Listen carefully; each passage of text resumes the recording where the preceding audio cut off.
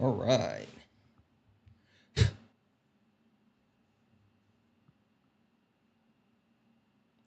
There we go. There we go. Let's make it clear. Let's make it clear. All right. Here, here, and boom. It means it's time to lock in. What up, people? Yeah, this ain't your regular panel. Nah, we speak the truth. Late nights with Santana and Mama Jones watching. Better keep it clean. Let's go. Late nights, truth in the convo. Everybody get a seat at the table. From the block to the books, we mindful. No screaming, just dreams in the Bible. One mic, one voice, we build bridges from the heart of the hood to the world's big issues. Politics, pay, different cultures, but the real ones listen before they rebuttal. Late nights with Santana. Yeah, Mama Jones watching, so keep it grown. Ain't about flexing, this a purpose zone. Santana hold it steady when it might get hot, but we ain't here to fight, we here to connect the dots. Yeah. Late nights with Santana. You already know. Late nights with Santana. Late nights, no static. No highlight reel, just the soul's reflection. No shade throwing, just connection. From streetwise truths to deep How's everybody reflections. doing? We turn hard talks into blessings. They say they run a game, we build new rules. We here to heal, uplift, and break the old rules. They kept us boxed in, divided by fear. How we doing? You find us lined up when the truth appears. Yeah, weekly topics, Hearts wide open. no judgment, just motion. Real ones are talking, no cussing. Cause Mama Jones Tap the screen, guys. Tap the screen. Let's go ahead and get the likes up to 8,000 likes. Let's go ahead and get the likes up to 8,000 likes. Late nights with Santana. Late nights, no static. Yeah, Mama Jones watching, So keep it grown. Ain't about flexing, this a purpose zone. Santana hold it steady when it might get hot, but we ain't here to fight, we here to connect the dots. Mama Jones watching, so keep it grown. Ain't about flexing, this a purpose zone. Santana hold it steady when it might get hot, but we ain't here to fight, we here to connect the dots. Weekly topics, Hearts wide open. no judgment, just motion. Real ones are talking, no cussing. Cause Mama Jones still watching, no fronting. Yeah. Late nights with Santana. You already know. Late nights with Santana. Late nights with Santana. You already know. Late nights with Santana. Late nights. Late nights with Santana. You already know. Late nights with Santana. Late nights.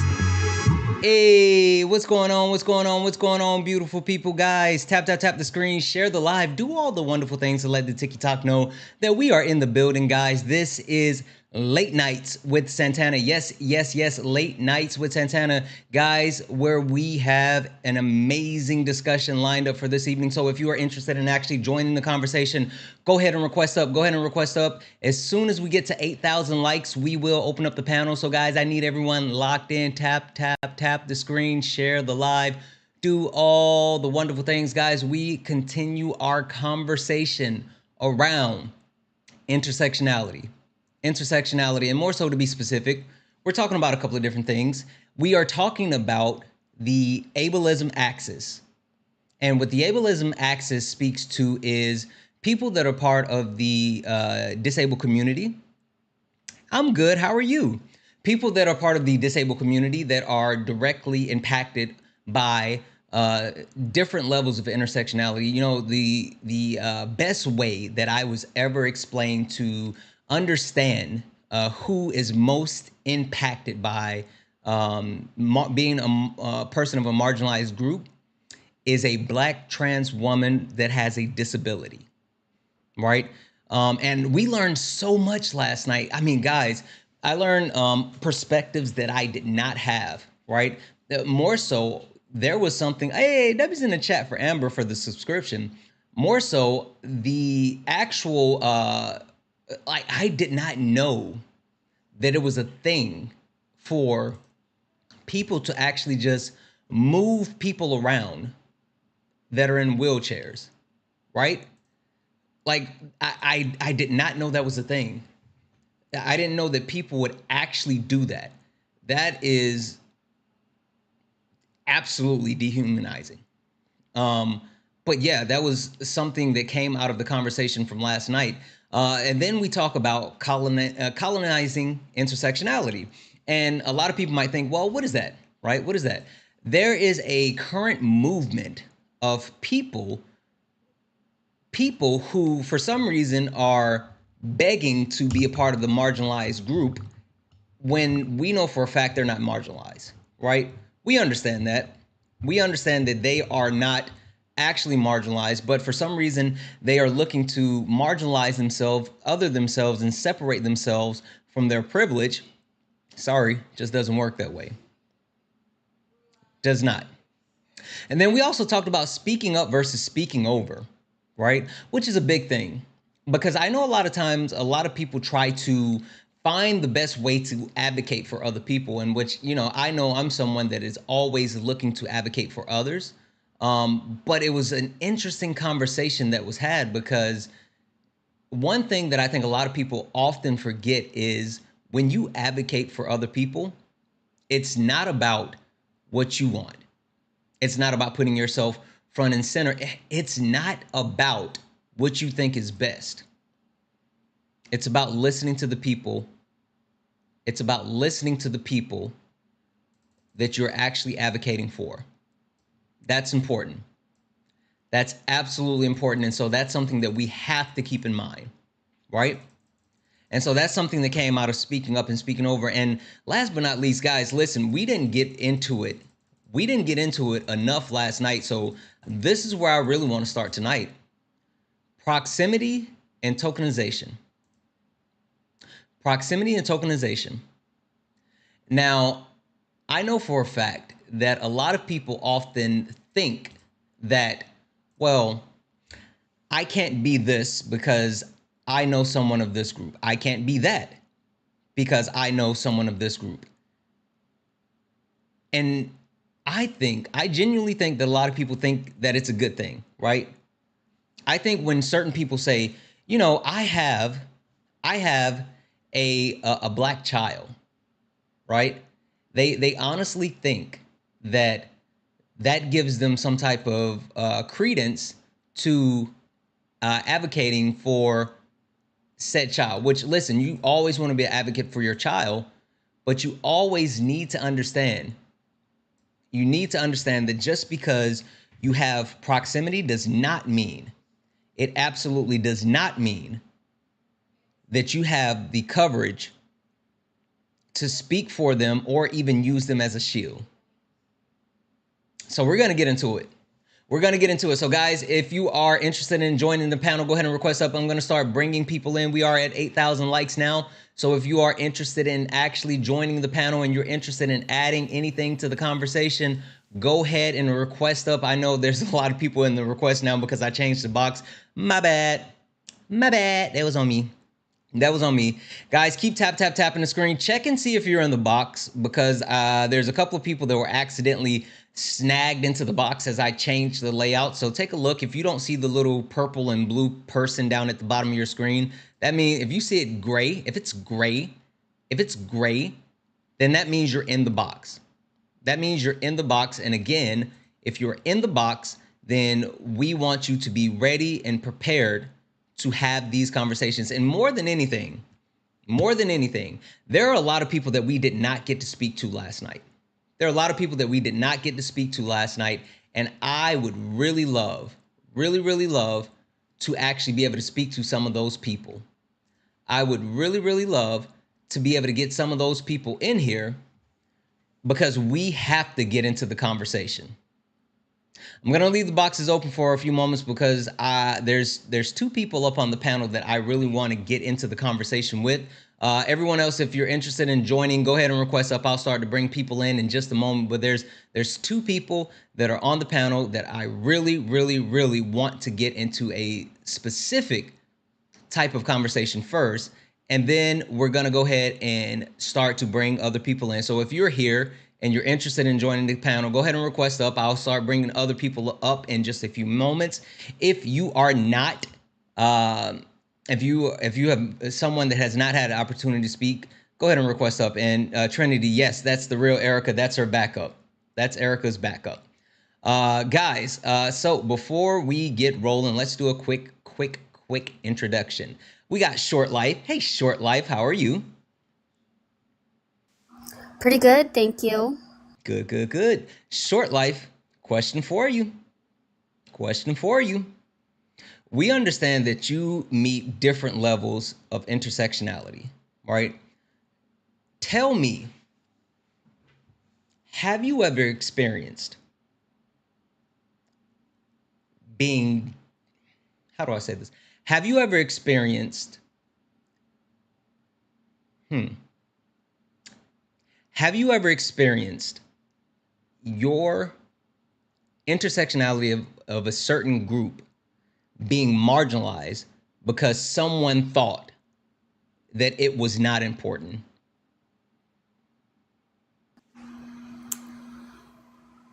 Can you rephrase the question? Yeah.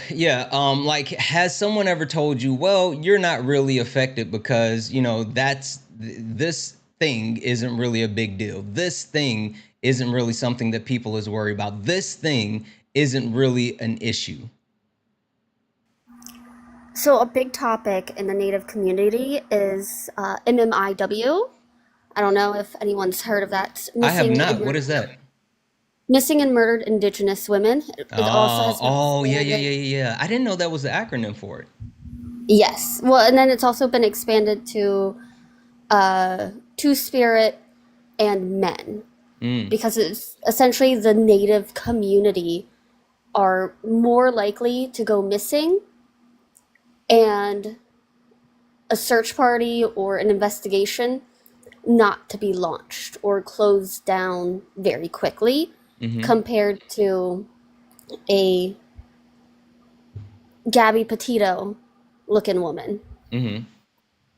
Not to criticize what happened with her, of course, that's Right.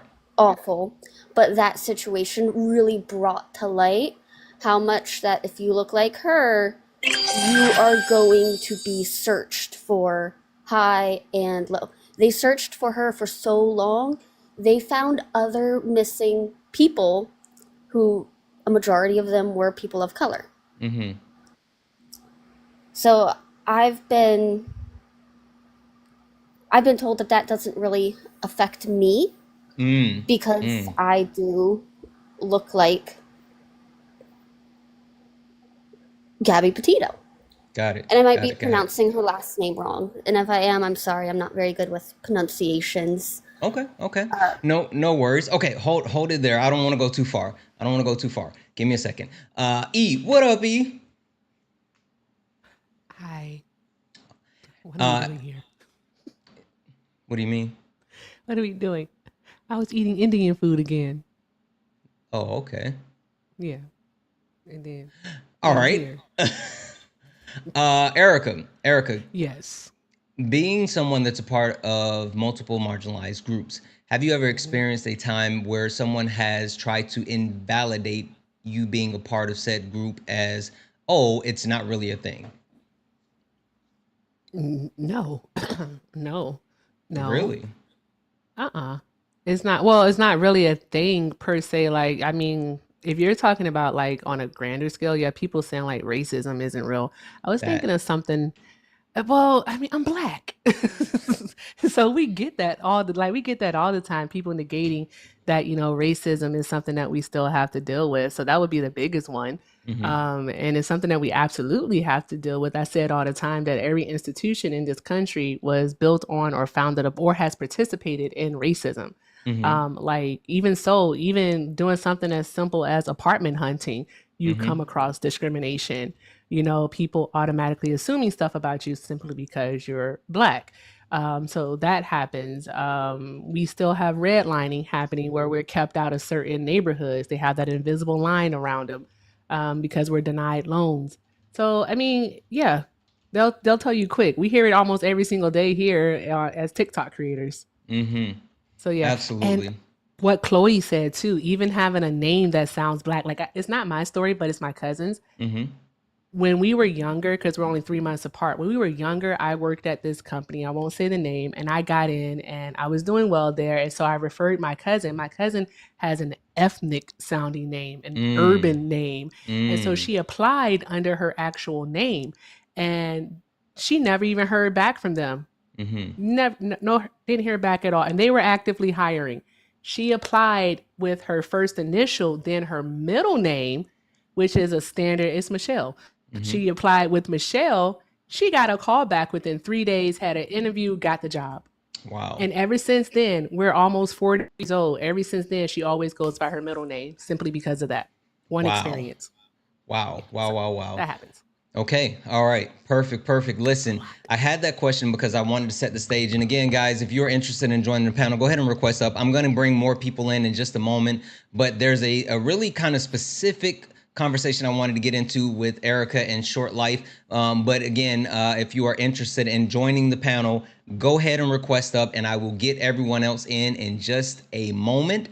Now, I know I don't need to tell you to, but I'm going to say it anyway, just so I can get this across to not only you, but anyone that is listening. Guys, please remember, while we are having these conversations, please be mindful of TikTok friendly language. What is that? That means using words like pew pew, unalive, mustache man, C19. Also, guys, please remember that we are a safe and friendly community here.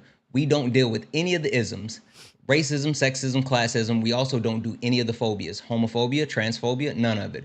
We don't play that on the panel nor in the chat. Speaking of the chat, please be mindful of caps. Caps are for mods, and caps will draw my attention away from the panel to the chat. And we want to make sure that I am able to create this space where these wonderful people can actually hold these conversations and keep my attention. Last but not least, guys, let's keep tapping the screen. Let's go ahead and get the likes up to 50,000 likes. Keep tapping the screen. Let's get the likes up to 50,000 likes. I'm going to reset the daily gift goal to this little 1 cent goal. If we can keep knocking these out, it will help push us out to the FYP. If you have not sent your daily heart me, go ahead and send it. It's only 1 coin. Just 1 coin, and it will help boost the live and again push us out to the FYP. Last but not least, we do have a nightly donation goal of $250. So guys, Cash App, PayPal. Yes, I said PayPal. Cash App, PayPal, Venmo. All the pay links are in the link tree in the bio. Santana Speaks 24. Santana Speaks 20. Gotta fix that. It's Santana Speaks for you. I got it fixed. The PayPal was a little wonky, but we got it fixed. It is Santana Speaks for you. The number 4 in the letter U. But the pay links are in the link tree in the bio. If you'd like to support the live, you can do so. Everything is accepted. Anything's appreciated. And last but not least, if you're over on YouTube, what up YouTube? What up Twitch? If you're over on YouTube, then you can help support the live with a YouTube super chat, and I will read that message out. Yeah, let's go ahead and go from there. So, Short Life, Erica. Actually, Erica, I'm going to start with you, and then I'll pass it to you, Short Life. Okay. The reason why I wanted to kind of hold you two on the panel first and then bring other people in is specifically because something that I have heard as of late. And I know that we've kind of had the conversation around misandry, right?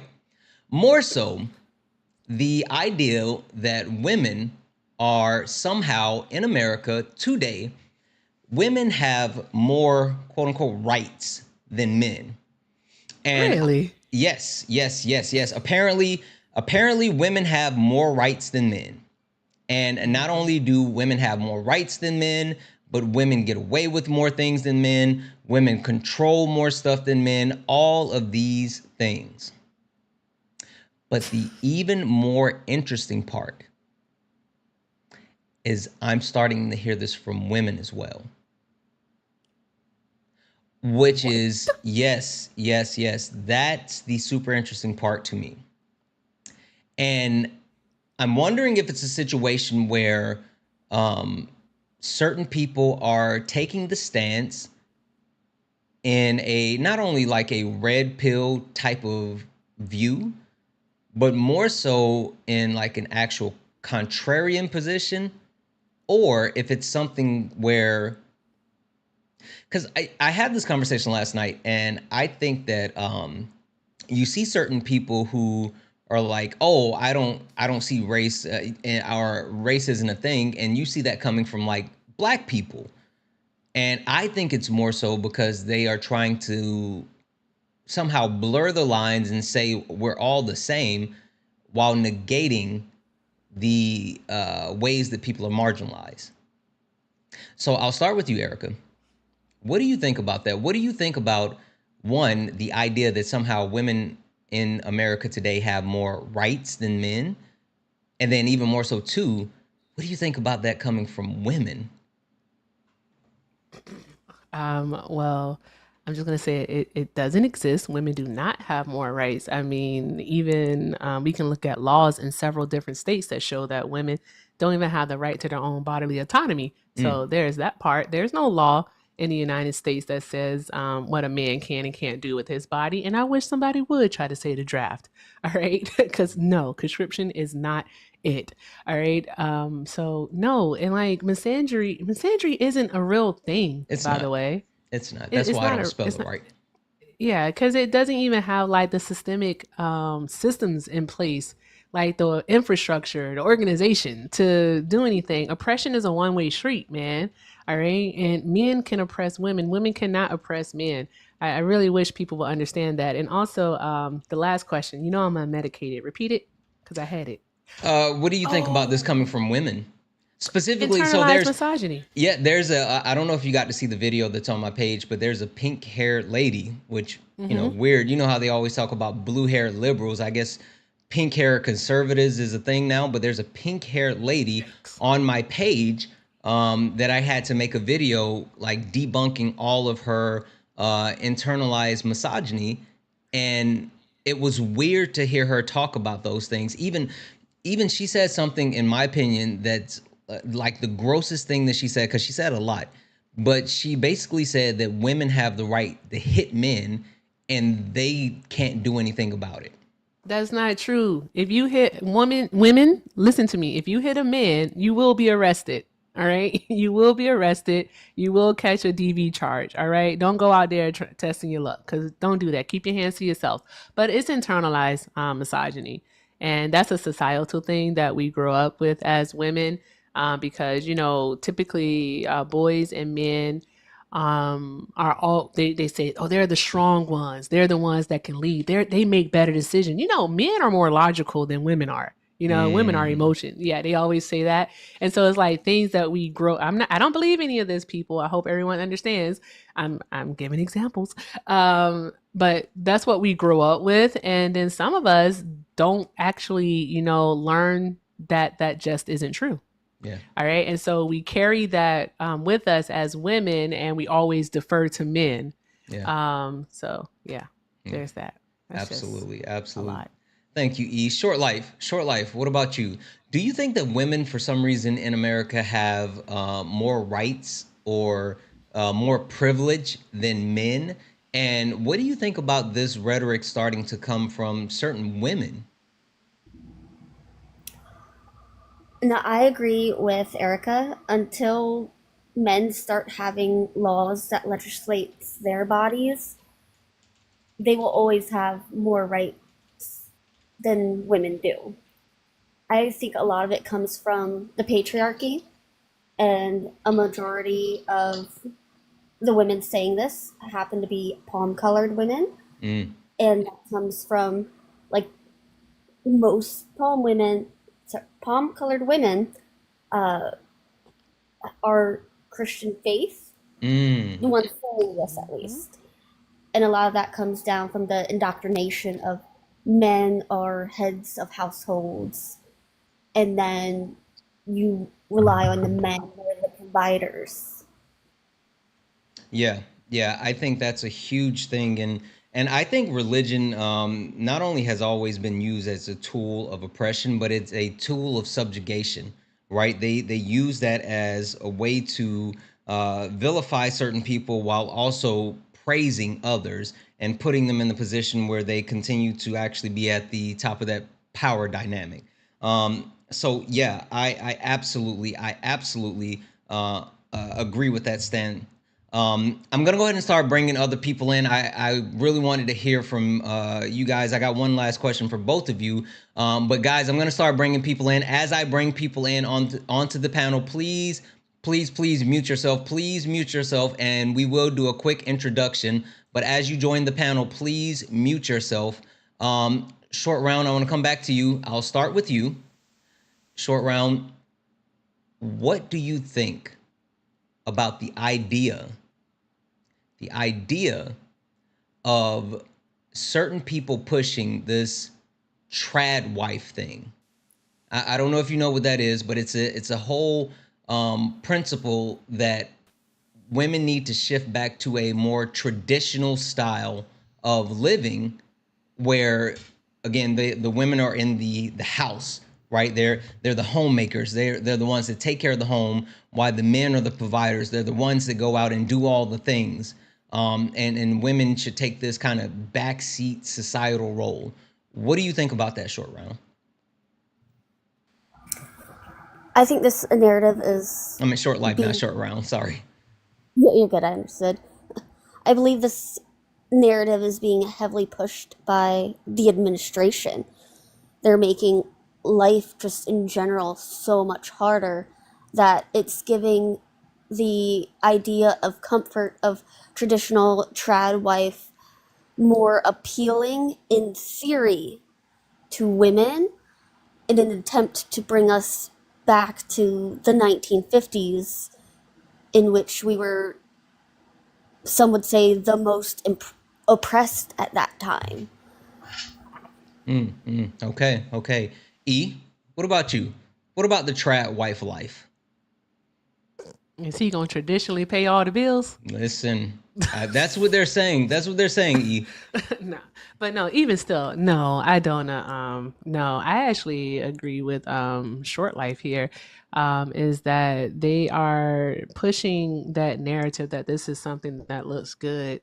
Like you see it and it looks picture perfect, but no one knows what goes on behind closed doors in those types of situations. And I think it creates like an uneven power dynamic. Yep. All right, it's not a partnership. It Yep. then becomes like kind of like a friggin' like a boss and an employee Mm-hmm. almost. Mm-hmm. So nah, I'm not with it. I don't like it, and I say do what's best for you, but it's not for me. Absolutely. Yeah. Absolutely. All right. All right. We're gonna go ahead and move into it. I really appreciate you two actually indulging me in this part of the conversation, because it's something that again, it's not massive, but it's something that I'm noticing. Just like I started to see the uptick of red pill ideology with young men.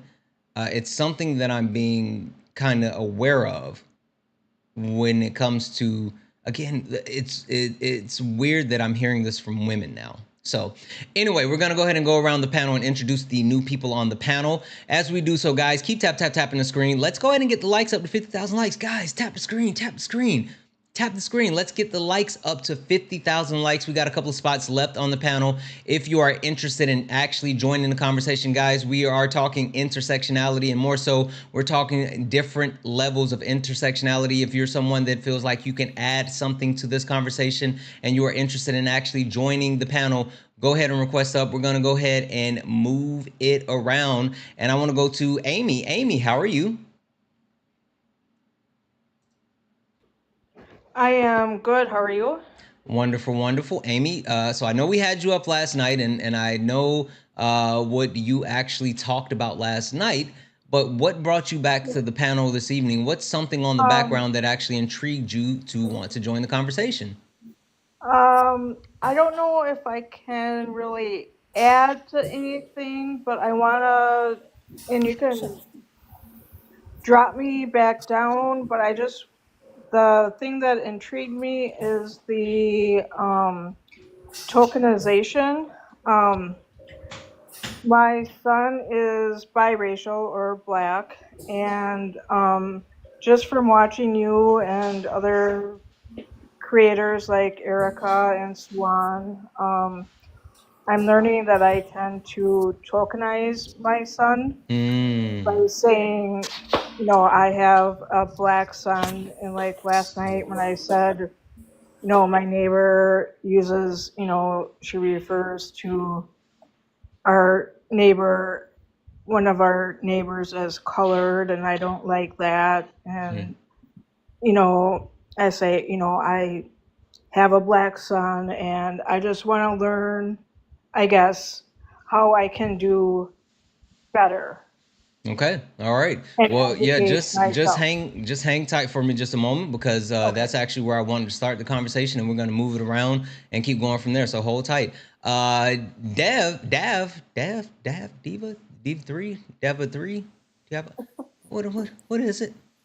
Davina's fine. Davina's fine. Say it again. Davina? Davina. See, you specifically made that your name so you could actually trip me up. See, I know. Davina, how are you? I'm good. How are you? Wonderful, wonderful. Davina, what on the background caught your attention and made you want to come up and join the conversation? The conversation that you were just having really did, but also colonizing intersectionality. I see that a lot right now, especially for some reason. And yeah, definitely that one. Okay. Listen, it's gonna be a good one. It's gonna be a good one. Hold tight for me just a moment. Lillian, Hey, how are how are you? you? I'm good, stranger. How are you? I'm good. It's been a while since I I've been up here. listen. I couldn't find your account after my other account got Thanos, and so hmm like we weren't friends. And then I think you popped into like a live or something. I was like, oh, gotcha, boom. you So you got me. yeah. Lillian, can you tell the people what on the background actually grabbed your attention and made you want to actually join the conversation this evening? Yeah, so I think what really took me into coming in here was the ableism axis. Um Mm, I wanted to come up here and about that because I myself am mentally disabled. So mm. I do have the leverage in talking about ableism. So that does Okay. spark attention to me. Okay. All right. Perfect. Give me 1 second. And last but not least, Robert. Robert, how are you?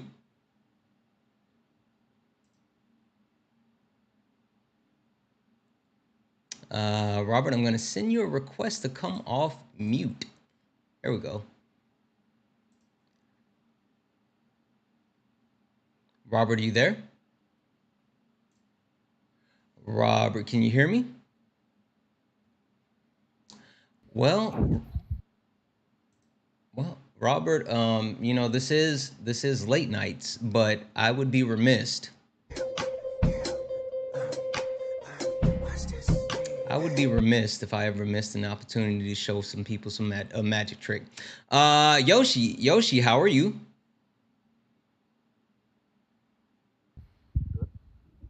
Oh, Yoshi, I can barely hear you. Oh no, I'm good. This is only MAGA supporters right now. You guys are talking to? No, this is not a political debate or a political live. We're talking intersectionality.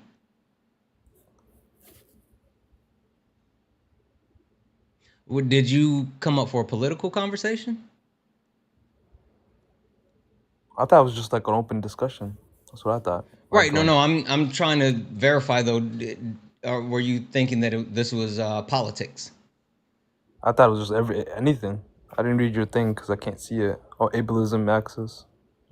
Colonization of intersectionality, speaking up versus speaking over, proximity, and tokenization. So we are having a conversation around intersectionality, the different levels. Do you know what intersectionality is, Yoshi? I have an idea of it. Yeah. Tell me what you know about it.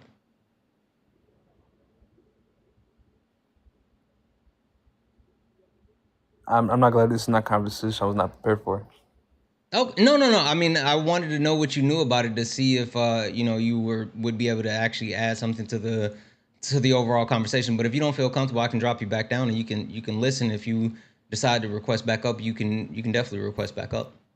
Yeah, this is not conversation I was prepared for. Okay. So like, You thought it was politics. Keep it funky. that's what I'm used to. So Yeah, I'm used yeah. to listening to your politics side. So I did Yeah, not yeah, expect yeah. this. No, it's all good. It's all good. But no, listen, if you sit in for a while and if you think it's something that you want to actually add to, go ahead and request up again, guys. Please, please, please. Make sure that if you are joining one, you check the prompts on the background, and 2, you are ready to have a conversation around intersectionality, because we are talking intersectionality. We're not talking politics. I know you see me and you think it's always politics, but it's not politics. It's not politics. It's intersectionality. Delivery, how are you? Good, Santana. It's good to see you, bro. Likewise, how have you been?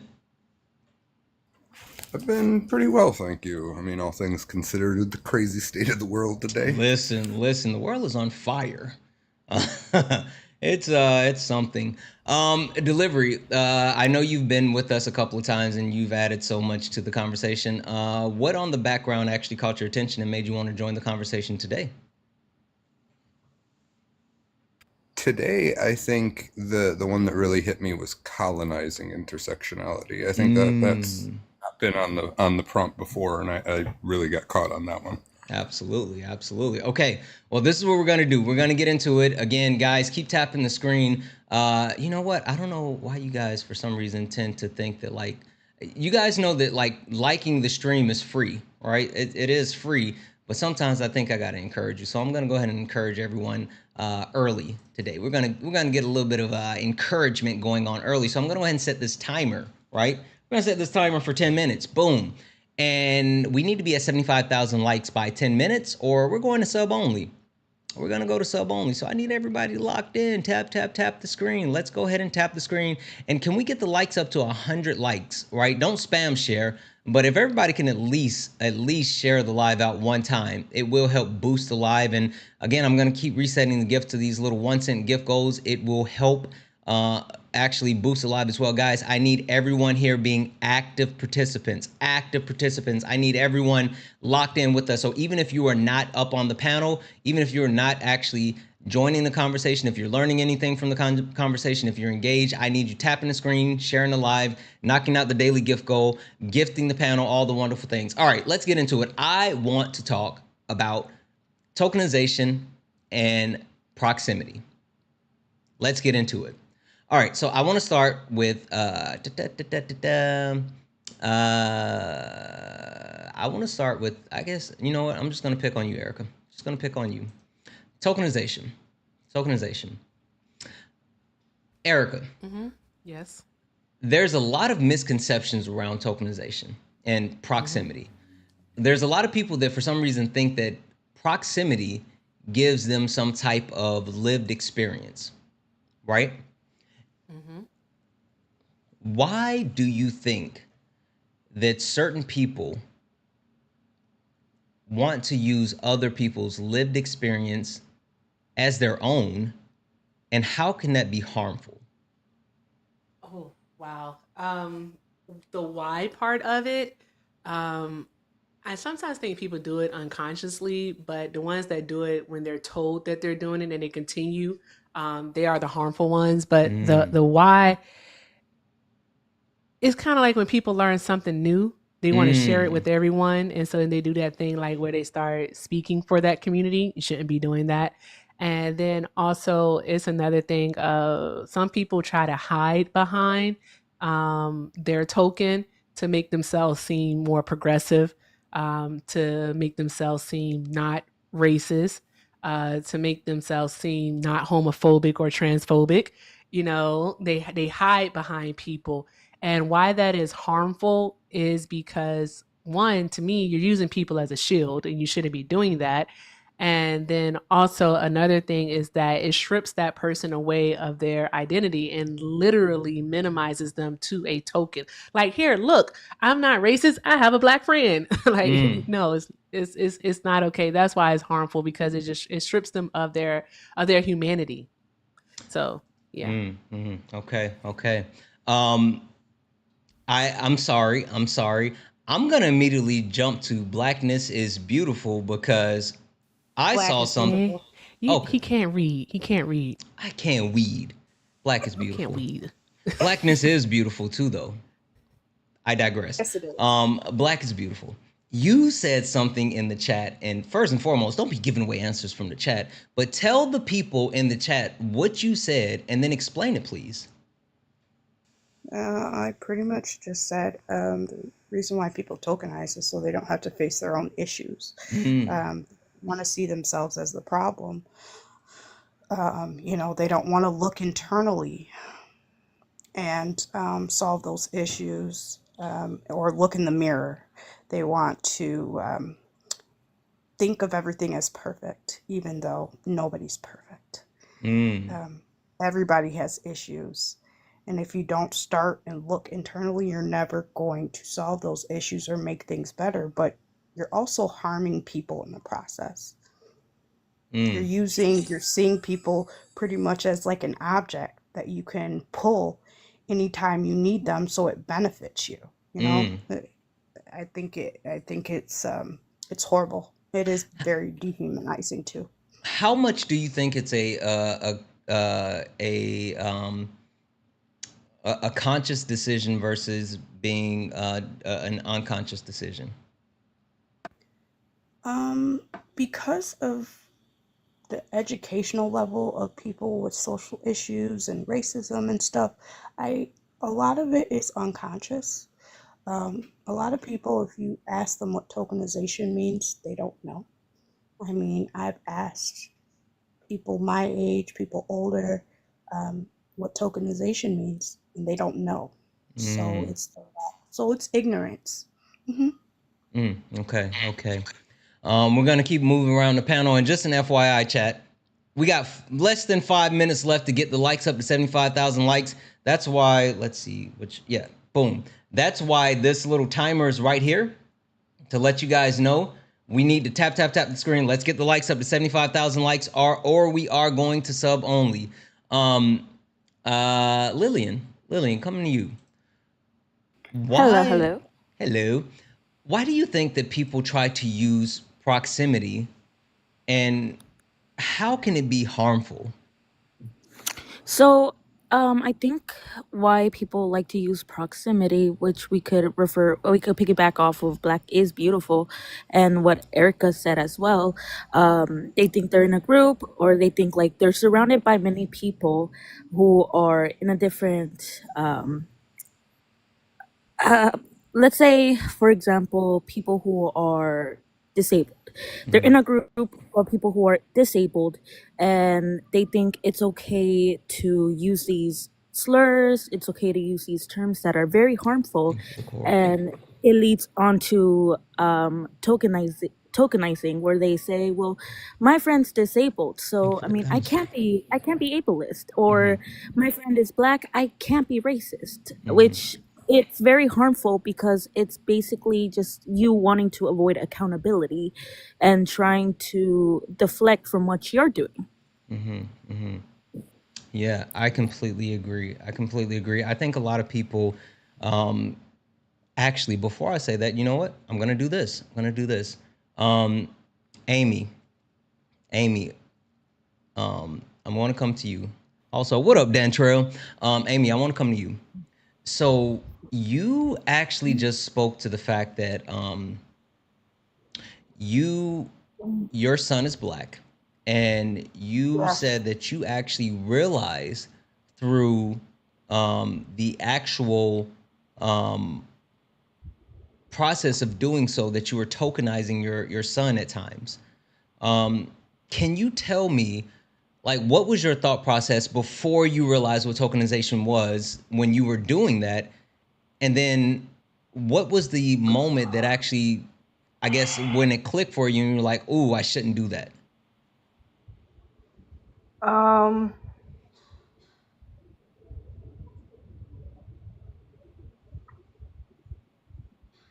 It's hard for me to kind of pinpoint it. I don't know if it's my age or just. Or can you repeat the question? I'm sorry. Yeah, let's start with this. When you used to tokenize your son, before you really understood what tokenization was, did you think you were doing something that was negative, or what were you thinking when you would tell people, "Well, I have a Black son"? I guess I didn't realize I was doing something negative until I realized that I was. And when I was listening to like your live and Erica's, and I think it was Swan's live, and I'm like, it just made me kind of sit back and think, and like even like my parents kind of tokenize me as being with being disabled. I never really thought about that either as being tokenized, them tokenizing me. Um, And what was it? What was the moment when you realized that you were actually doing that? Was it just watching a live, or was it something where you heard someone say it and then you were like, "Hey, I do the same thing." Like, what was that moment for you? I'm like, it just hit me like, oh my gosh, what? I'm like, oh, what? Why am I doing this? And why?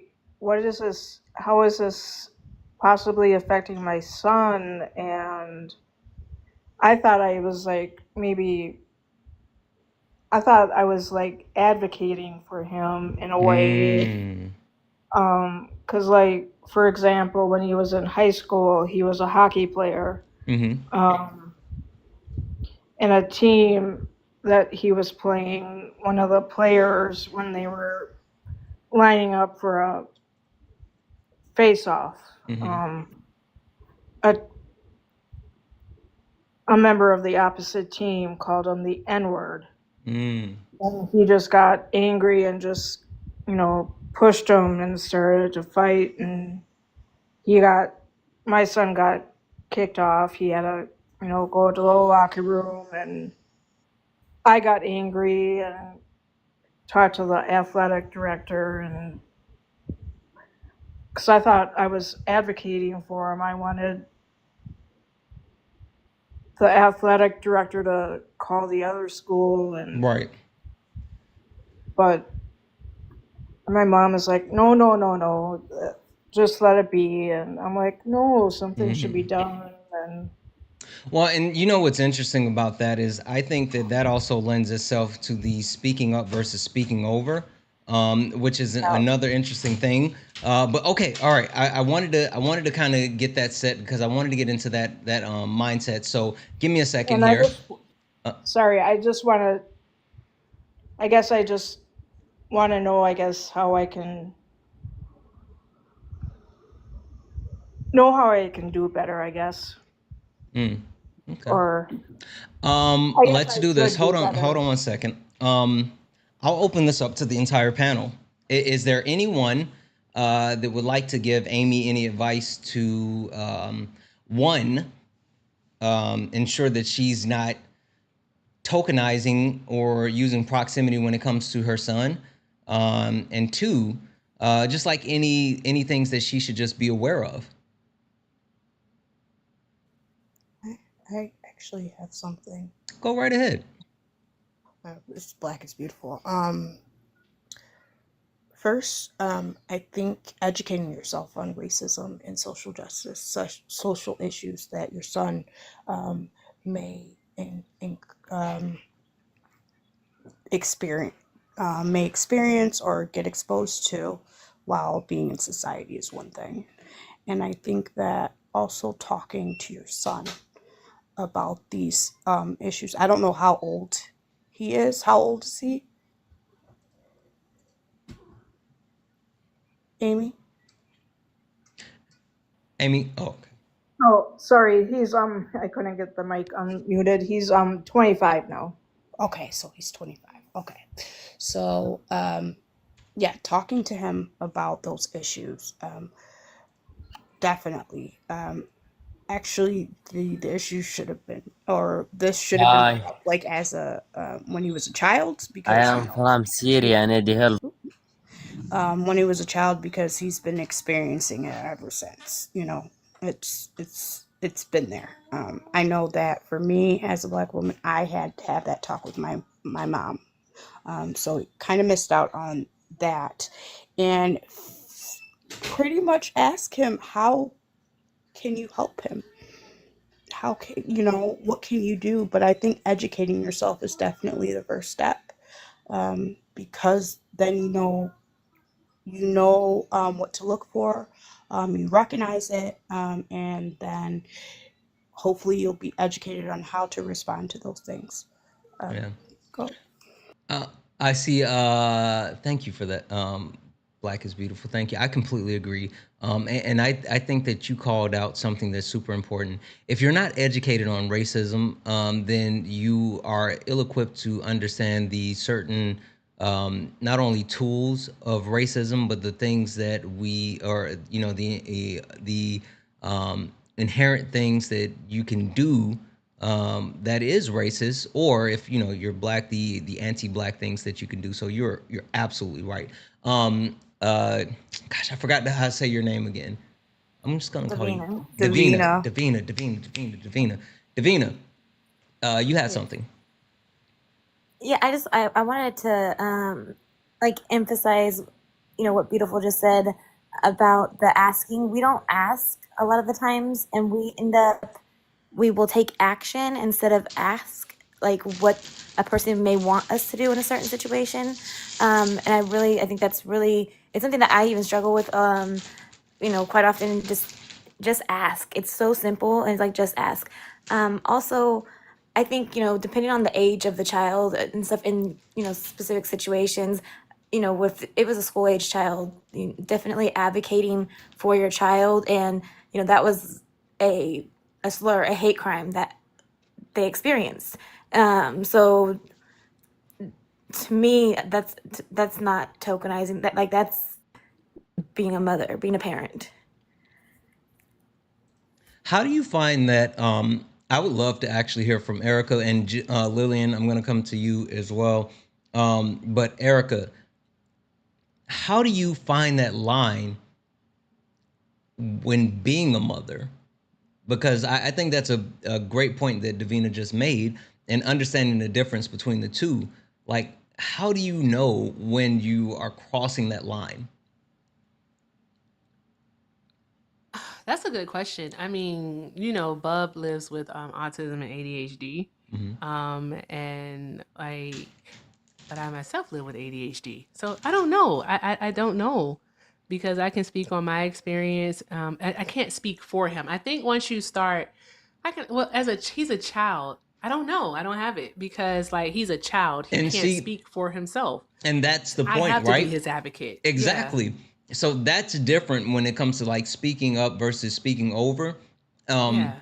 but when you talk about a child, and more specifically like your child, it Mm-hmm. has to be different. But also there has to be a line somewhere, right? Well, I had to learn. I was doing a lot of speaking over Bubba when he was younger. I don't anymore, because I had to learn not to. But because of Bubba's processing delay, what ends up happening sometimes is that you'll ask him a question, and you know how we can do like that answer immediately. He might take a few seconds. So I used to have the habit of just jumping in and answering for him. So speaking over him, and it may not even be what he wanted. And so I've learned to like pause myself and just allow him that opportunity to actually speak. I know that's kind of quite literal, but that's the way my brain works. So I had to allow him that opportunity to speak for himself. But for Amy, your son is an adult now. I would say, and Black is beautiful. Please, please, please correct me. I don't think mentioning that your child is Black is tokenizing.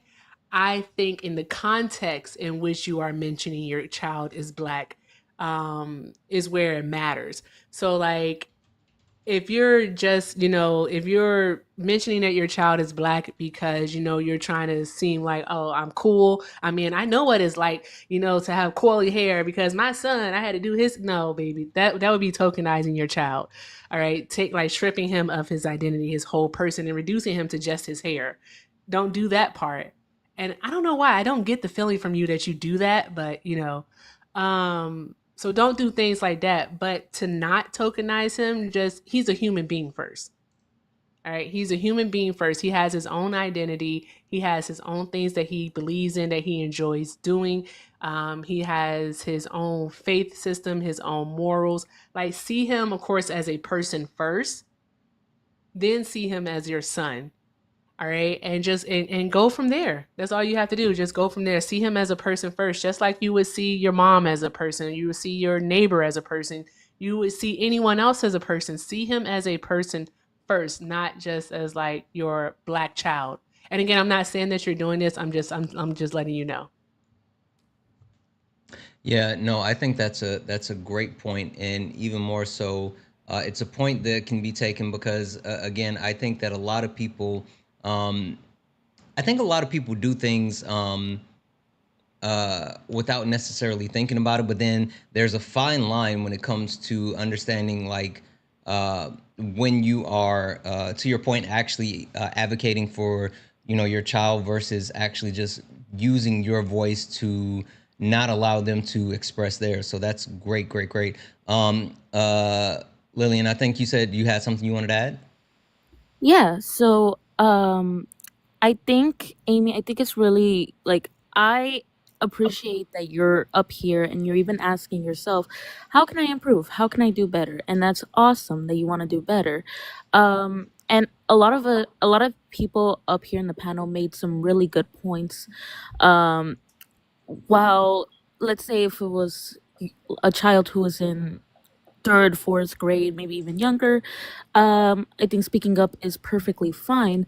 I think the issue is when they become older and you're still trying to speak. Oop, Oh, hold on, you're sorry, I still got trying you. to speak. No, you're good. You're still trying to speak up for your Wait, son, hold on even one though he's. second. I'm trying to mute them. There we go. Sorry.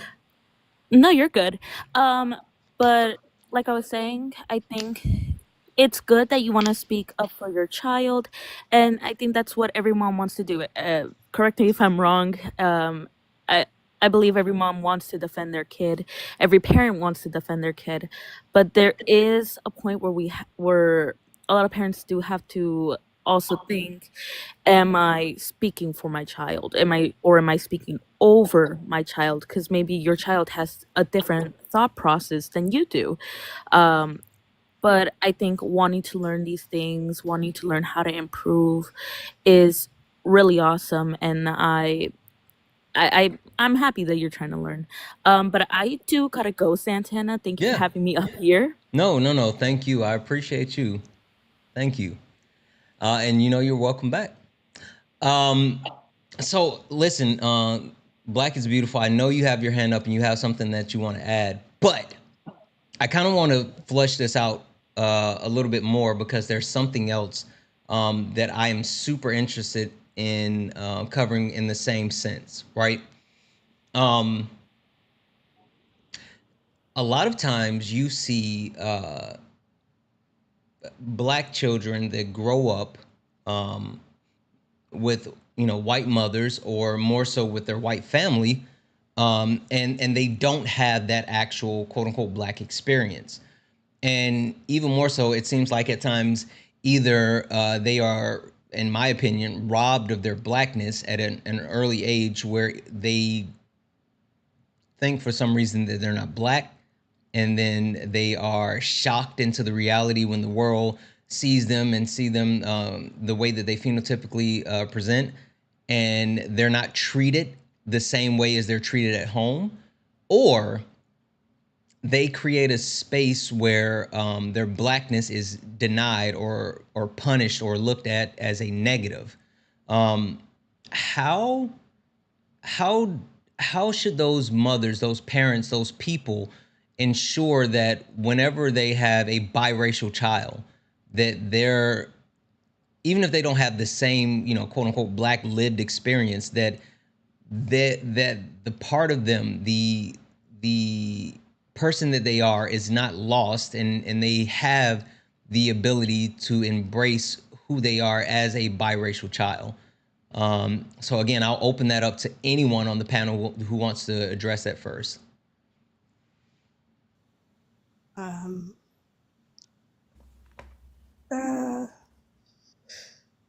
so it really, honestly starts when they are young. You have to, again, educate yourself. When you know that you have a baby in your belly and you know that that baby is black, you're going to have to educate yourself.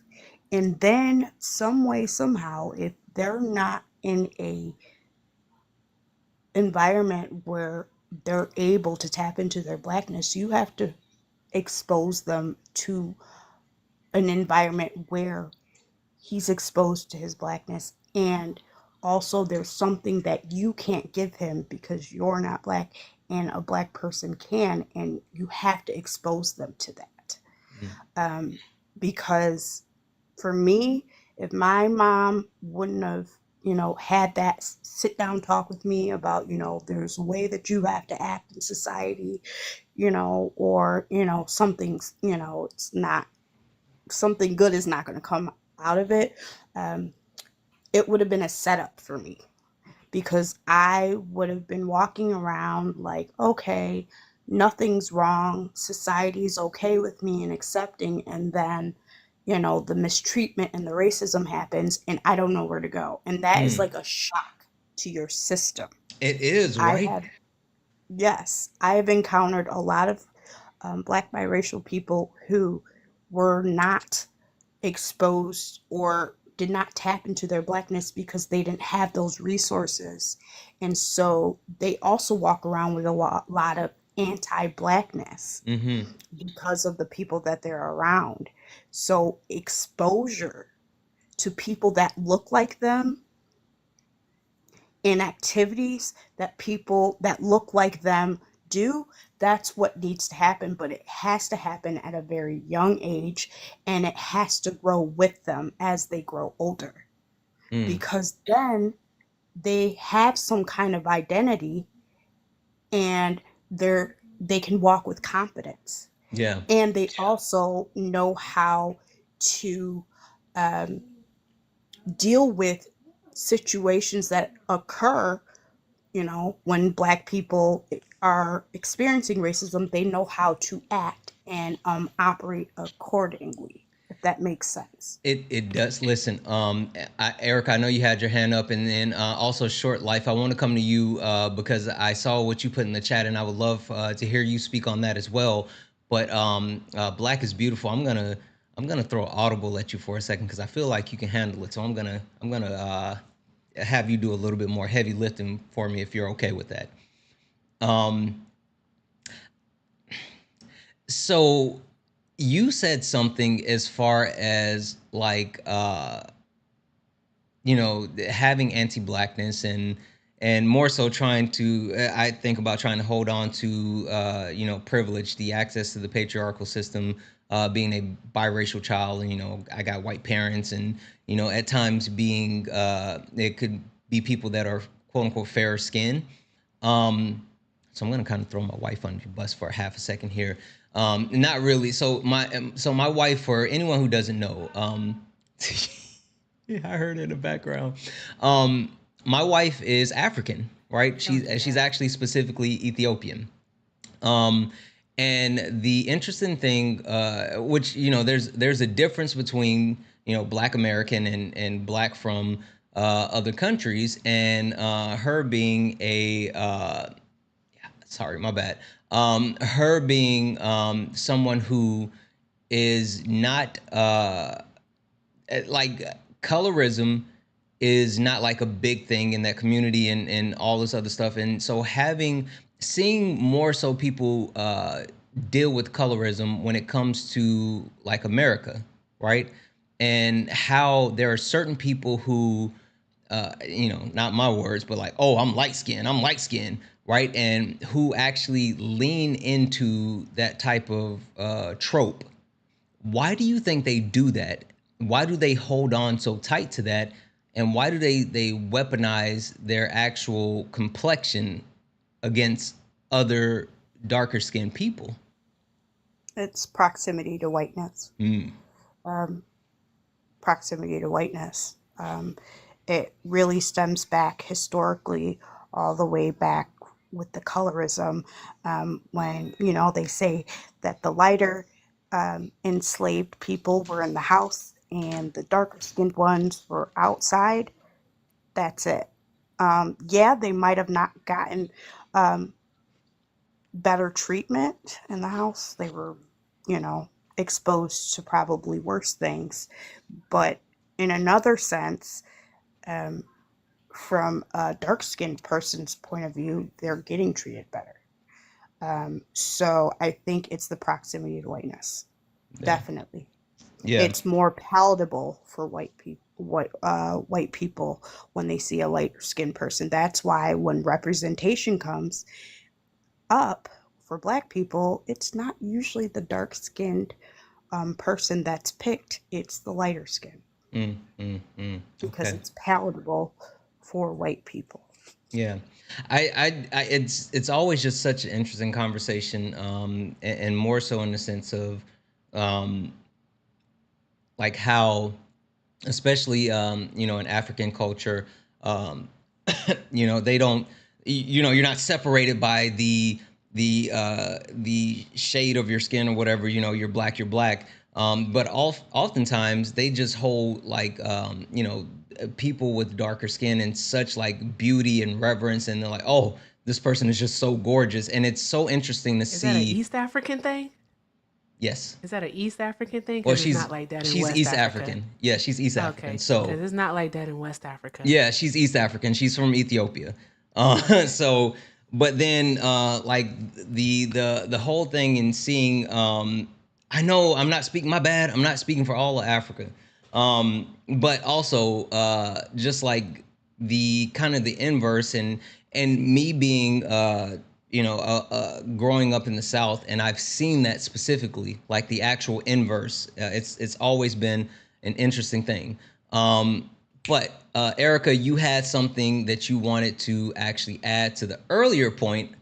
I know you're not medicated, but going back to what we were talking about before, as far as making sure that the when raising a biracial child, that they have the opportunity to have the lived experience and learn and grow as more than just what their parent is, right? In a sense of, if you have a child that's biracial and they aren't neglected of their quote unquote black side, how do you balance that? What advice, or what do you think is the best way to go about that? I think it starts even before conception. For the white parent, the white parent needs to be in the process of deconstructing their biases. They need to be in the process of deconstructing that racism that they hold, because they're never not going to be racist, but they can actively be anti-racist. So they have to be on that journey before they decide to lay down with a black person and create a child. We know things happen, all right, but once you know that you're about to have a black child, like Black is Beautiful said, you need to start learning. All right, take some time, learn how to do our hair. Our hair comes in many different textures. All right, like just learn some things, like learn about Black American history and also African history. Learn about our history. Learn, I would say, even learn about our music. Don't try to co-op it and make it your own. You don't have to appropriate it, all right? But like learn about it. There's a difference, all right? Just because you learn about it don't mean that you experience it, okay? But yeah, just learn about those things, and also don't keep your black child away from their black family. All right. Especially if the family isn't harmful. And if you can't have them around family, then by all means, like a Black is Beautiful said, involve them in activities that include Black people. Take them to different types of events that include Black people. Take them, get them involved in certain types of dance classes, or even having them involved in all kinds of sports. Because I'll just a little personal thing. That's how I ensure that Bubba, because he lives 2,000 miles away from his cousins. We grew up with cousins. You know what I mean?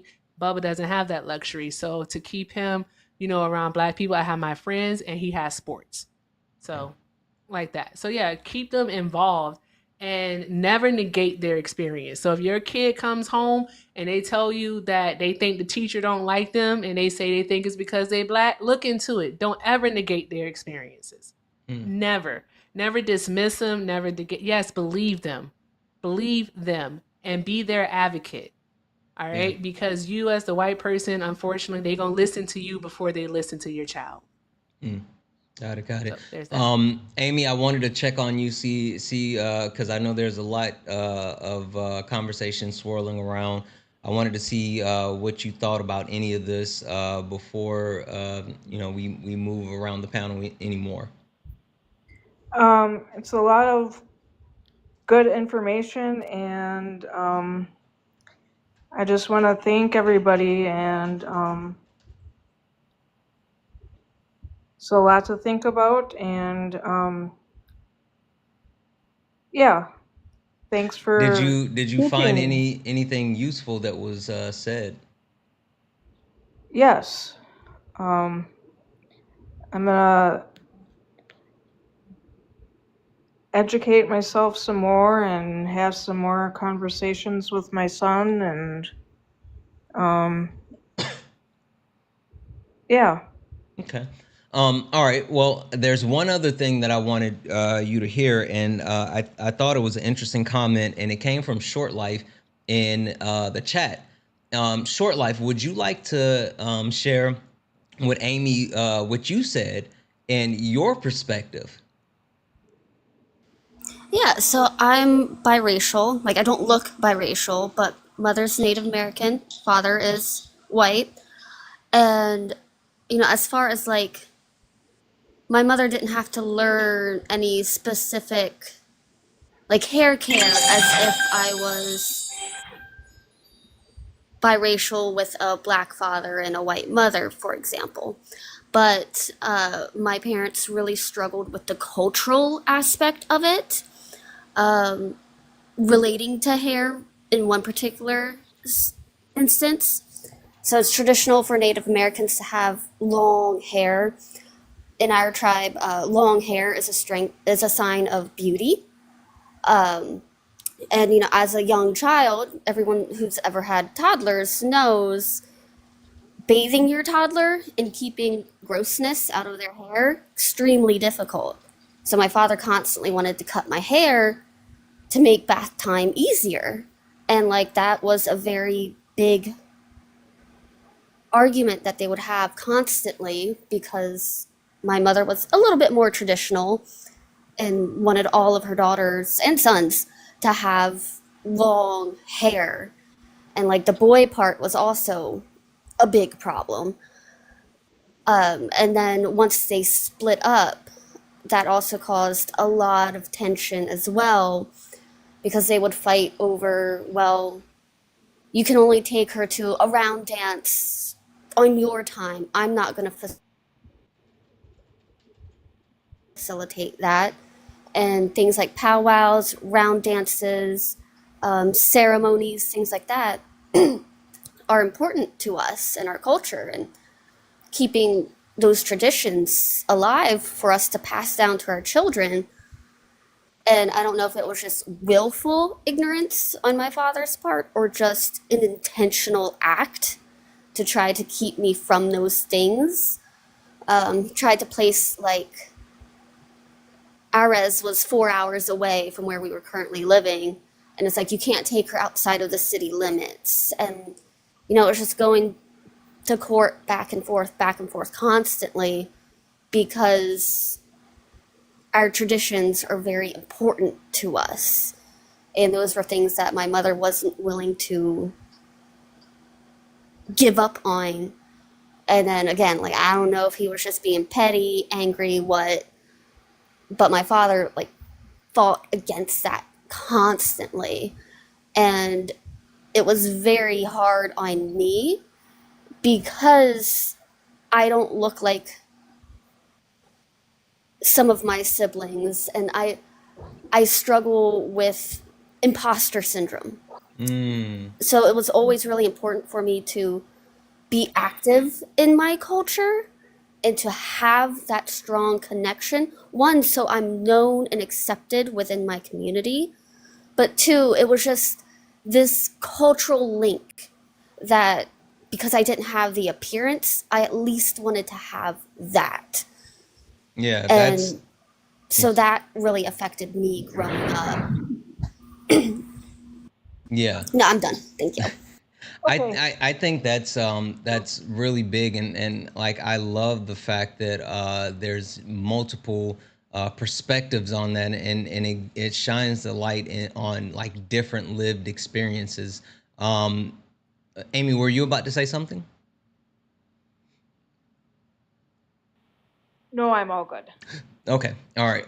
Well, perfect. Well, hey, Amy, I'm going to go ahead and swap you out, friend. I appreciate you coming up here. I appreciate you joining the conversation last night and tonight. And thank Thank you you. very much. You know, you're always welcome. Okay. Thank you. Thank you. Guys, W's in the chat for Emily. Emily sent a $10 donation saying, I love what you're doing. I do have a question. If you're willing to answer, I would love to know how you analyze circumstances in which a white baby is adopted by a black family. So first and foremost, W's in the chat for Emily. Thank you so much for that $10 donation, guys. That means that we only have $240 left in our nightly donation goal. We have 249 people here, so if 240 people send just $1, we can close out our nightly goal tonight. Cash App, PayPal, Venmo, all the pay links are in the link tree in the bio. Santana Speaks for You. Santana Speaks for You is the actual pay links. If you would like to support the live, you can do so. Everything is accepted. Anything's appreciated. Also, if you're over on YouTube, again, like the stream. Make sure you're liking the stream. But if you like to support the live over on YouTube, you can do so with a YouTube super chat. If you're interested in actually joining the conversation, go ahead and request up. We've got a couple of spots open on the panel, and we're going to start shifting the conversation around to a couple of different things. But really quick, I would actually like to, real quick before because I want to introduce Penelope. Delivery hasn't had much of a opportunity to speak, and then also Davina. But I would really like to get an answer to the question that was asked by Emily. What are your perspectives? What do you guys think as far as um, oh, Penelope? You have an echo.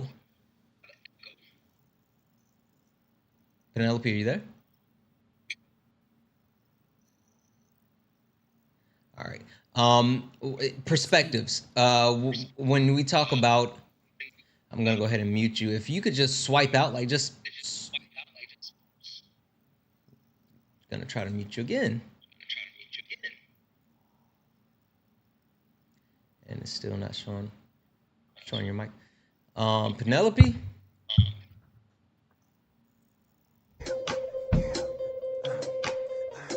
You can request back up, but the echo is wild. What do you guys think? Because my perspective is I don't think that it's a one-way street in the sense of like saying yes, if you have a a black baby in the sense of being able to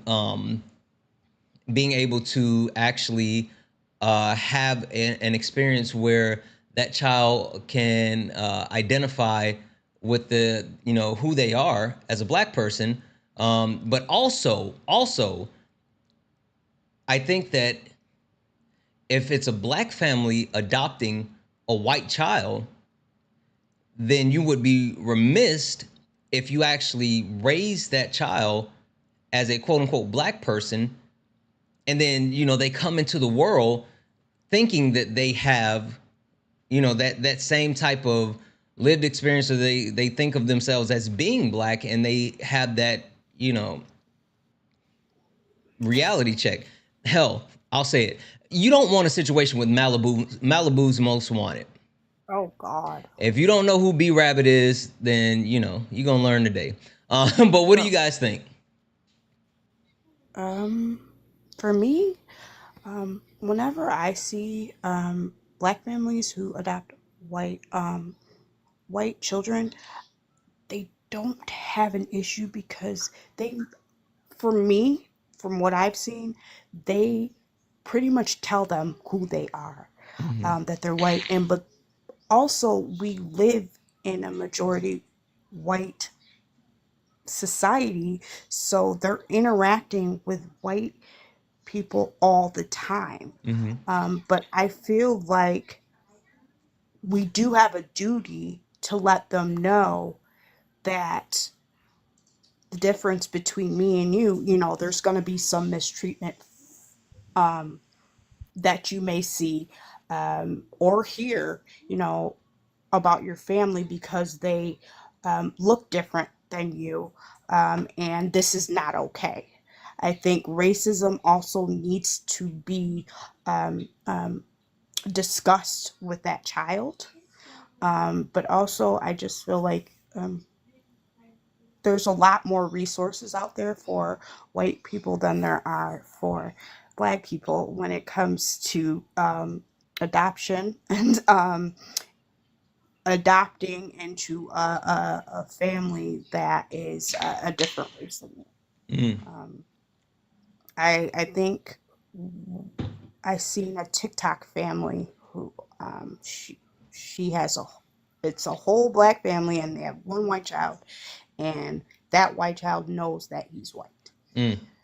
But they still love him unconditionally, but they also let him know, you know, this is how society operates.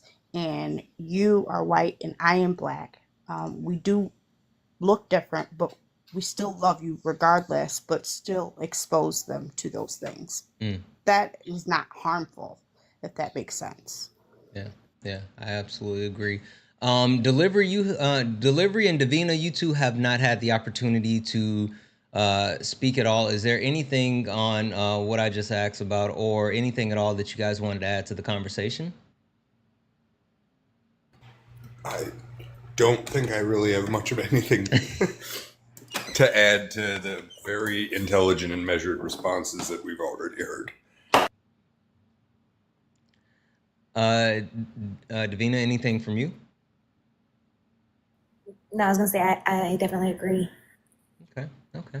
All right. Anything else from anyone else on that question before we move it around? Eric, I can't tell if you like raising your hand or you're just No, I was stimming. Okay, Sorry. that's why I paused for a half a second. It's okay. All right. All right. I will say something, Santana. I'm sorry. I would just say that a white child being raised by a Black family is going to be socially and culturally aware. And the reason why they're going to be socially aware is because Black people recognize and understand that racism does exist, and they will have no problem, you know, explaining that to their white child. Whereas we see the stark contrast with the inverse.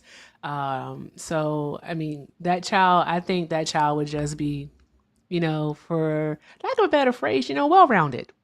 Yeah. I just think they would be well-rounded. So that's all I wanted to say. Yeah, and just to kind of close out that conversation, I agree, right? I think there's a situation in which, you know, I hate to say it like this, but it's the truth.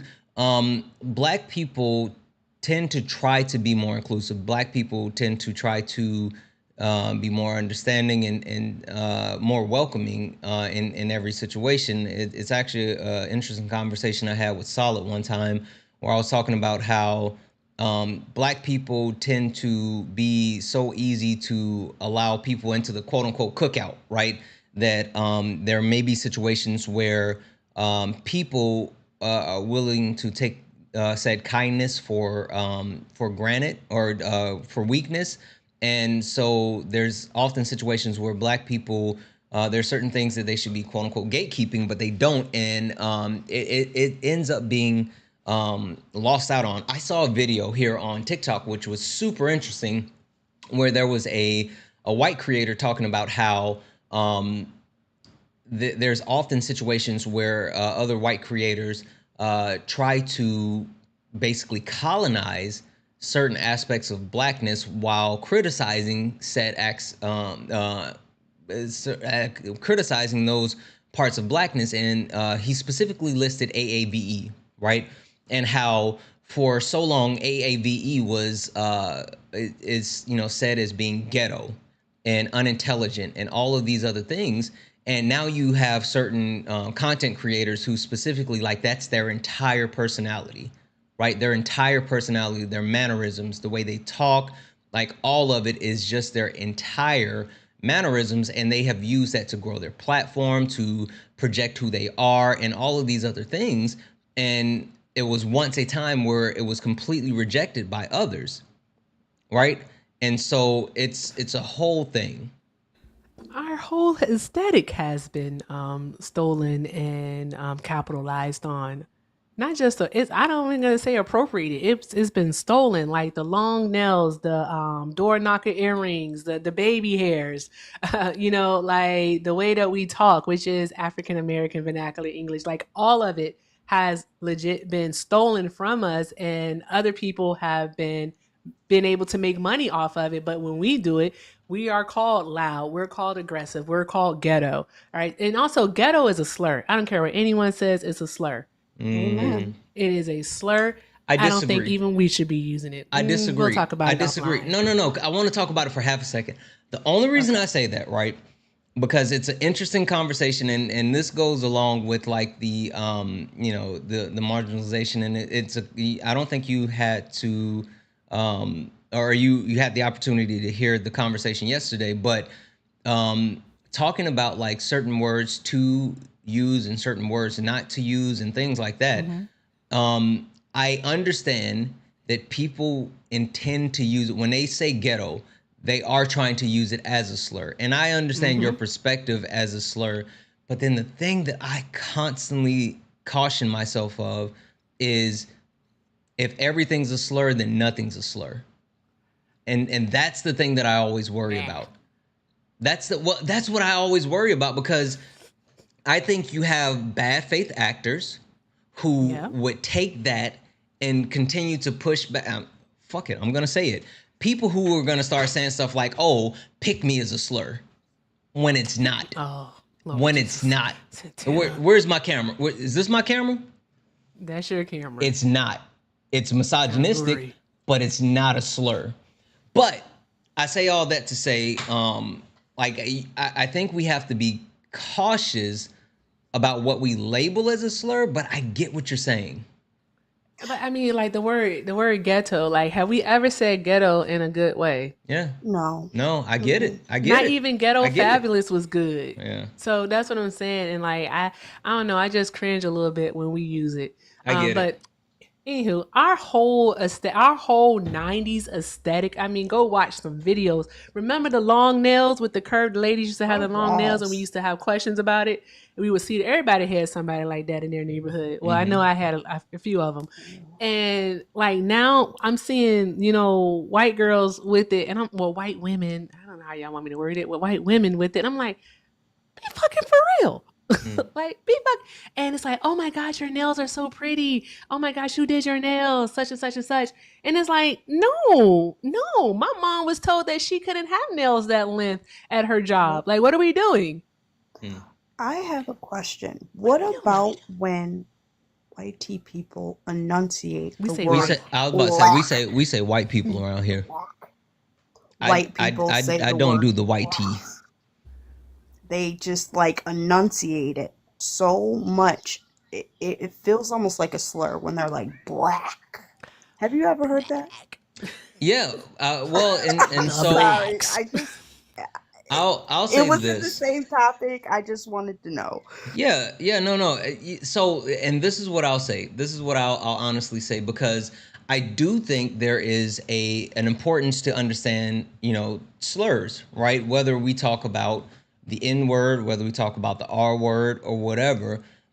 But I think there are certain words that are used that are harmful, and they're used as code words. They're used as coverage words, right? When you talk about, you know, Erica pointed out ghetto, you pointed out black. Right? Like when people say blacks with an S, that's the one for me. Yes, I can't stand When they that. put the S on the end of it.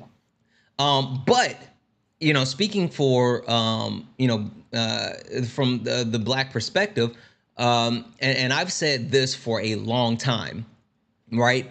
The N word became boy. Boy, became hold on. Why am I blanking on affirmative action? Affirmative action became DEI. no, not DEI. No. Wait, you guys are jumping.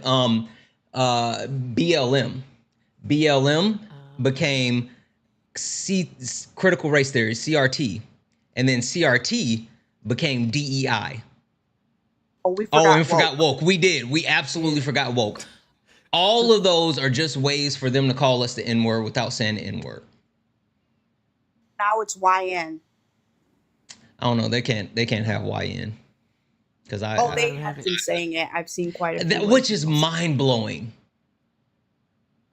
Anyway, I say all that to say, like, words are are full circle. Exactly. Words are important. But even more so understanding like where we are and blah, blah, blah. Okay, let's get this complete train back on the track. Guys, keep tapping the screen. Let's go ahead and get the likes up to 200,000 likes. And also, guys, we still have $240 left in our nightly donation goal. We have 240 people. I'm sorry, we have 307 people here hanging out. If 240 people send $1, we can close out our nightly donation goal. Cash App, PayPal, Venmo, all the pay links are in the link tree in the bio. Santana Speaks 24. Santana Speaks 24 is the best way to support the live. If you enjoy the information, education, entertainment, please. I got to get out of that. Santana Speaks for you. Not Santana Speaks 24. Santana Speaks for you. New pay links. I had to get it corrected because of the actual issue with PayPal. So it is Santana Speaks for you. Cash App, PayPal, Venmo. All the pay links are in the link tree in the bio. Everything is accepted. Anything is appreciated. And if you're over on YouTube, you can send a YouTube super chat. I want to come to Mark. Mark, how are you? I'm doing good. How's everybody doing?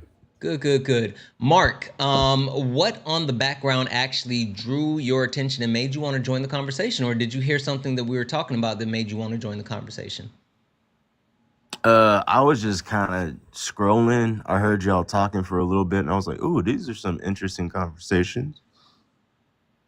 Okay. What specifically? I think it was kind of the take on the adoption aspect of a black family adopting a white child versus the opposite. And I was like, oh, I never really thought about that. So I just listened in on like the conversation and the perspective of, well, I feel like how it was Erica saying that a black family is probably going to have a more well-rounded white child being raised because of the foundation that they're going to instill into that white child because of them implementing into the system of that child of like, or you're going to be seeing like racism, happening because you do have black parents versus that may not happen with white parents with a black child. Like it may come up, but it's probably going to be later on down the road than vice versa. So I was like, oh, that's a very interesting take on that. So wait, and just to make sure I have this correct, you said that you heard Erica say that growing up, the white child won't experience racism unless it's later down the road versus no. She was saying that like that the black parents would probably be raising a more well-rounded white child because of racism. What do you think? That's not what I said. Hold on, E. What do you think? Well, my bad. I might have misspoken. No. It's fine. But what are your thoughts, Mark? I'm sorry, Erica. You're like, I did not say that. No, hold on, E. Mark, what do you think? Damn, now I feel like I'm put on the spot. You are. But no, like what do you think about that? For me personally, that's what I kind of chimed in because like I never really thought about that. And then I was like, oh, let me kind of join in on this conversation. But For me, I think it's a little bit more of like a cultural thing because I have like grown up with certain white people that have grown up in the same situation as me that I get certain kind of like, okay, like we vibe together very well because we grew up kind of in the same struggle, even though knowing that my struggle is going to be different a little bit than their struggle because they're not going to have to go through all of the same struggle that I had to go through. If that makes sense. Like we both grew up with the same economic struggle, but we might not have to go through this same kind of struggle all together. If that makes sense. And let me say this real quick, and then I got a follow-up question for you guys. Just an FYI, boom, here. I'm getting ready to turn on the timer. We got 15 minutes to get to 20,000 likes, or we are going to sub only. So let's tap the screen.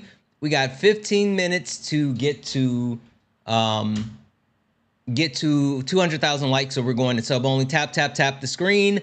Also, guys, W's in the chat for Gene. Gene sent a $1 donation saying just to help support my favorite creator on TikTok. You're always welcoming, educational, and hilarious. Thank you so much for that $1 donation, Gene. Guys, that means we only have $239 left in the nightly donation goal. So if you would like to support the live, you can definitely do so. Cash App, PayPal, Venmo, all the pay links are in the link tree in the bio. Santana Speaks For You. Santana Speaks For You is the best way to support the live. Everything is accepted. Anything is appreciated. If you're over on YouTube, like the stream. And also, you can support with a YouTube super chat. Yeah. Follow-up question, Mark. What, because you kind of spoke to it, right? What is that do you know what that difference is called when the white person that you grew up with grew up in the same economic situation as yourself, but it wasn't the same because they were white? Great question. To be honest, I have no idea what that's called. If I had to, shoot for an answer, I would think it'd be more of a, I guess how I would kind of phrase it is like, for black people, it's kind of expected for us to struggle, but not as much for the white counterpart. Okay. Mark, it's interesting that you called this out because this is something that we talked about. And Mark, how much do you know about intersectionality? Intersectionality? Yes. Is that like kind of like red lining or red mapping? No. Mark, where are you from? I'm originally from California, but I live in Georgia right now. Okay, that's a huge shift. Mark, what's your age or approximately? 32. 32. Okay, cool. Mark, so do you know what the patriarch is? Yes. Okay. So intersectionality speaks to basically like where we fall within that patriarchal system, and you think about the actual different intersections that different people have as far as the differences. Give you an example. We understand the difference as far as the quote unquote ranking on the patriarchal system that men and women have. And then when you talk about like white people and black people, and then when you talk about people of the queer community, or if you talk about people with disabilities, they all, technically fall in certain areas within that patriarchal system that can actually, really shift the way that they are viewed within society.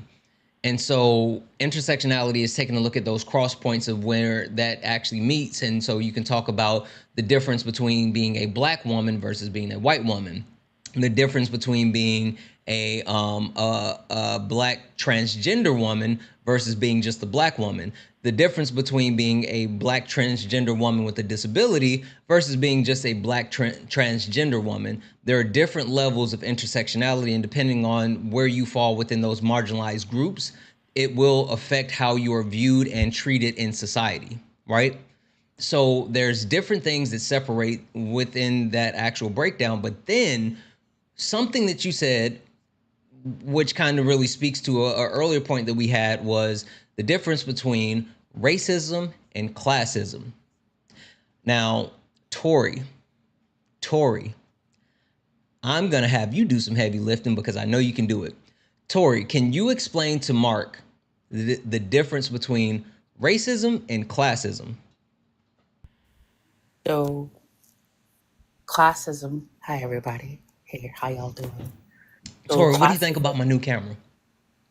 I like it. I like it. Hey, Your nose hey. looks great. You said my nose look. Are you guys all up my nose? No, your nose looks great. Did you just say I got a wide nose? That is Chest not and what I 5 said. nostrils. That is not Too I much. could what I not said. myself. Much. Well, Not too much. you literally said something about his nose, so Not I too had much, to. Santana. I like Santana, I want please him get to out the boogers. camera, I love bruh. noses. Mark, pass me the ball. Anyway, go ahead. I'm sorry. So, classism is, I mean, I'm in a more modern sense. There was a very man from a very wealthy family named Adam Smith who wrote a book in the late 1700s called The Wealth of Nations.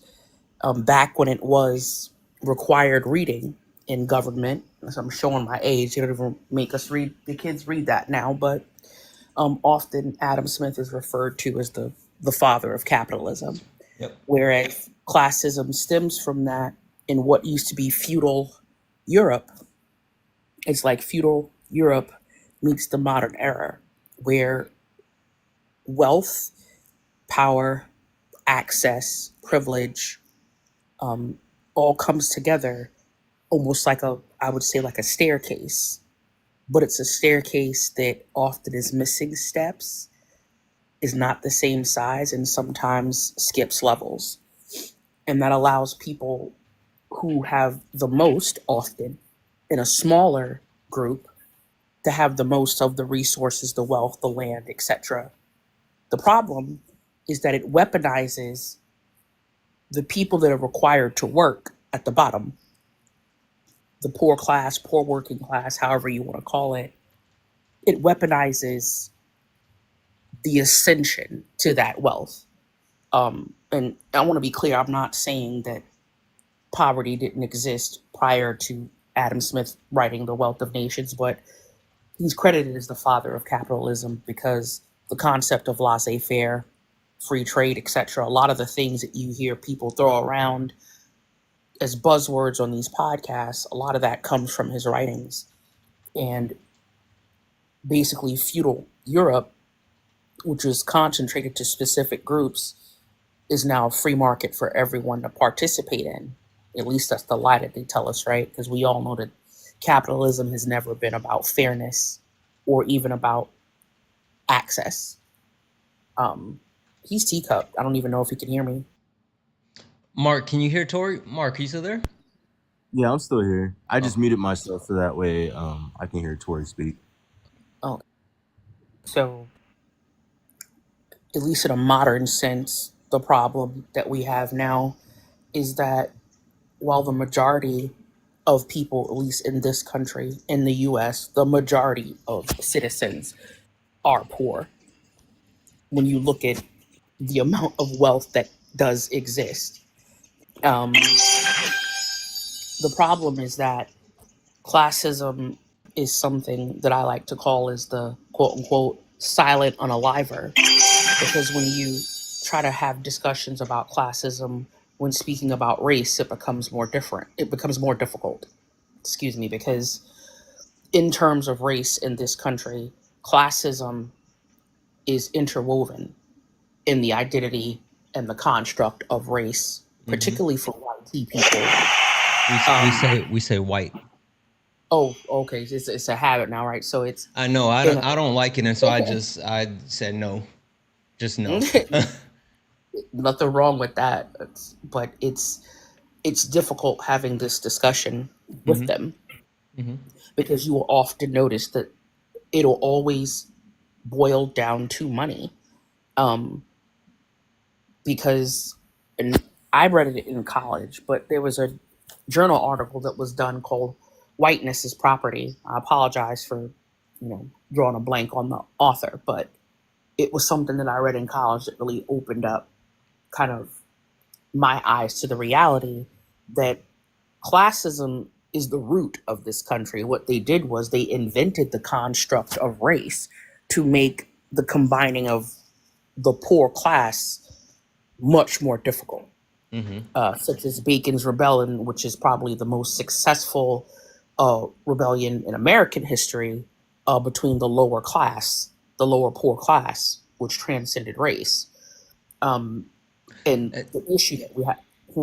I was gonna say, make sure we loop it back around and don't forget about it. I don't want Mark to get too far away from understanding classism and racism. But go ahead, you got it. I did that only because, like I said, I don't make assumptions about what people know or what they don't. But in No, for regards sure. to classism and racism, the issue that we have here, at least when even trying to have this topic, is that racism is in fact a system. And I would break it down to comparing it to a tree.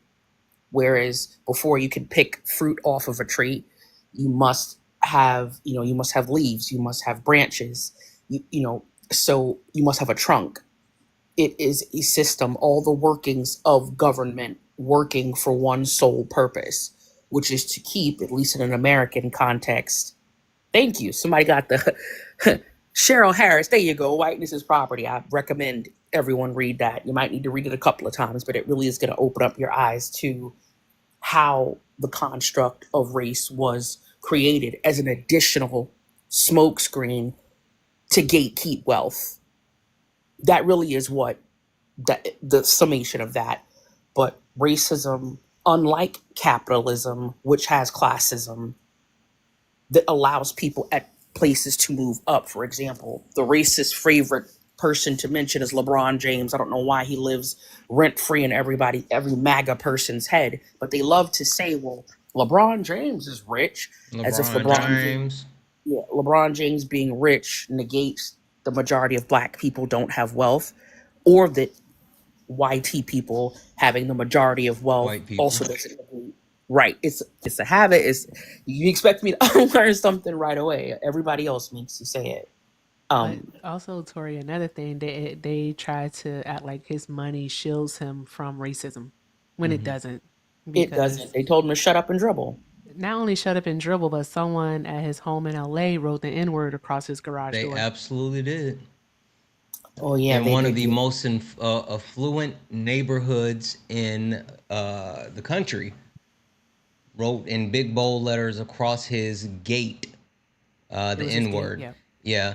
Mark, I want to come back to you for a quick second because I want to make sure that we're not losing or getting too far away, and just to understand the point that I wanted to make sure that you grasp, because even though you didn't know the names, what you actually described was the difference between racism and classism, right? And when you talked about those people being in that same economic status as you, but them being white versus you being black, and to Tori's point, you both sharing certain similarities or certain struggles, but the ability for them to move out of the actual the economical status that they are in, right? Where, you can, if you're white, you can go from being, poor to not poor.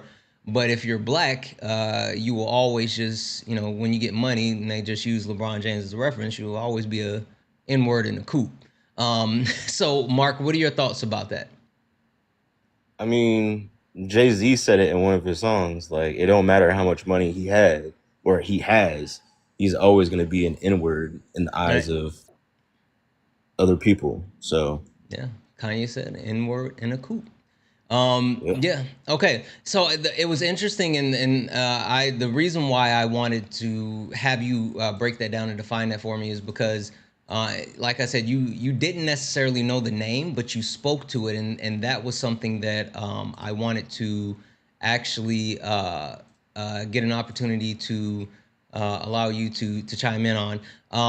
I want to do this because, again, I want to make sure that we are able to. We're able to continue to move the conversation around and we don't get bogged down just on one thing. But I will say, W's in the chat again for Gene, who sent another $1 donation and said, your nose is perfectly fine. I know. My nose is cute as a button. Whatever. Anyway, guys, that means that we only have $238 left in the nightly donation goal. Again, there's 306 people here. We can definitely close out our nightly donation goal tonight. Cash App, PayPal, Venmo, all the pay links are in the link tree in the bio. Santana Speaks for You. Santana Speaks for You is the best way to support the live. Everything is accepted, anything's appreciated. Delivery, I want to come to you because it's been a while since you actually had the opportunity to speak, and I would like to I just noticed something. You guys did not make it to 200,000 likes by the end of the timer. You know what that means? We are going to sub only, if I can figure it out, on this new layout. This new layout sucks. Give Paul a minute here. I'm gonna figure this out.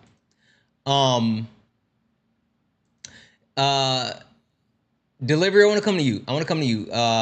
There is, holy smokes, how do I go to sub only? Anyway, Delivery, I want to come to you. I know it's been a while and you have not had an opportunity to actually speak on anything on the conversation. There it is. Sub only chat. Boom. Guys, keep tapping the screen. Get it up to 200,000 likes or grab a subscription. You get access to an amazing Discord. You get access to a bunch of really cool emote subs. Since you're the only one that can chat right now, drop some of those emotes in the chat. Also, you get a fast pass to join the panel for late nights. You get access to a tag me in, which is a 5-minute tag me in while I'm sparring, which for the love of Jeebus, I wish somebody would have used their 5-minute tag me in today while I was talking to Boom, who said that apparently Bill Gates stole all the seeds out of all the fruit. But yet I had a lemon that had seeds in it, and Boom said I must have got my lemon from overseas. So there's that. He said that my lemon was an exception, and Bill Gates has all the seeds. You got the only seeded lemon in the US. I have the only seeded lemon in the US. Bill Gates must have forgot about my lemon. Anyway, yeah, you get a 5-minute tag me in, so you can come up and help me debate. You get access to a W's in the chat for Candace for becoming a subscriber. You get access to a My Question with Brunch with My Creator. You get to come up, you get priority to coming up and asking the question for your favorite creator. So if you're not a subscriber, go ahead and grab a subscription. Keep tapping the screen. Do all the wonderful things. Delivery. We have multiple things on the background, and I know we've kind of been stuck in one spot, but I would love to expand it and talk about one of the topics you would like to address. Oh, absolutely. Thank you. Yeah, the colonizing intersectionality was the one that really, really caught me in the chin, so to speak. Mm-hmm. I think... Oh, yeah, please. No, go ahead. I was about to say, let's get into it. Yeah, I think it kind of relates to all of the other topics, if that makes sense in a freestanding thought. Mm-hmm. Like the first thing I thought of when I read it on the screen was it intersects all of the other intersectionality topics that you have. Mm-hmm. Because we have proximity and tokenizing, which is like co-option and sort of like identity mitigation from people in authority positions. Ableism access gives us kind of like a switch of back into the same tokenization. So like the reason that colonizing intersectionality sort of like really jumped out at me is it feels like an end point to the sort of purpose of building the hierarchy in the first place. I don't want to go too deep here, but the same way that we see in colonization projects, colonizers co-opt the identity and cultural practices of the indigenous populations. I think that co-option is sort of a very large and important message. Yeah, no, I agree. And I think even more so. Ooh, guys, we're in a subwave. Just an FYI, we only need 2 more subscribers to close out the subwave. If you're not a subscriber, please consider grabbing a subscription. We only need 2 to close out the subwave. That'll be awesome. I think that it's interesting to see, and it kind of, you said like, I guess an endpoint, but it kind of feels like full circle moment to me when you have someone who is not marginalized, but yet they want to put themselves in a position of being marginalized because they feel like that others are getting something that they're not getting. And it's interesting to me that it happens. And I think we kind of started in a conversation at the start of the live for those people that did not hear, that when we were talking about like the red pill society and how a lot of people or a lot of the young white youth are being red pilled, but even more so how we're starting to see that from certain women, right, with the internalized misogyny. And I'm just wondering if it's something, well, not even wondering, I know it's something that is being pushed and propagandized to make young white men believe that, hey, everyone else is forgetting about you. And so now you have become the minority. You have become the marginalized. You have become the person that's last and the person that needs to actually be thought of more because they're taking care of the black people. They're taking care of the indigenous people. They're taking care of the people with disabilities. They're taking care of women. They're taking care of people in the queer community. They're taking care of everyone else, but they're forgetting about the young, white, straight Christian man. And like that is whole thing. And let me just say, welcome back, chat. Welcome back. Good job. Go ahead. I don't want to cut you off. I want to actually push back on that a little bit. Actually, sure, as a white guy, go ahead. I think that they know the truth of it. I really do.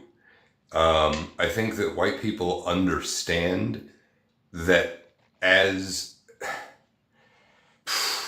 accountability looms, authority diminishes. And that scares the shit out of them.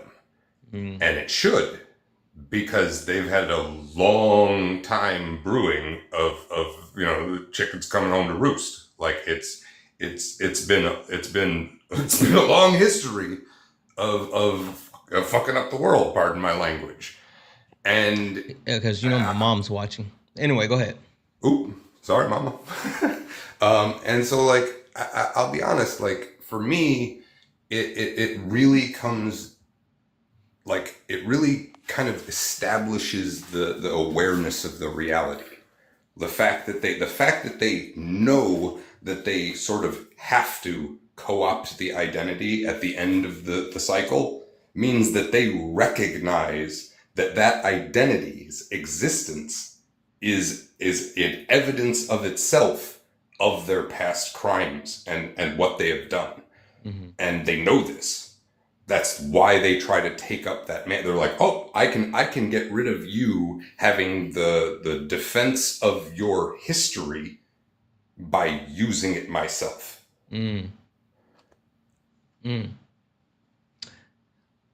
I agree, but I want to open this up. We haven't heard from Davina in a while. We haven't heard from Short Life.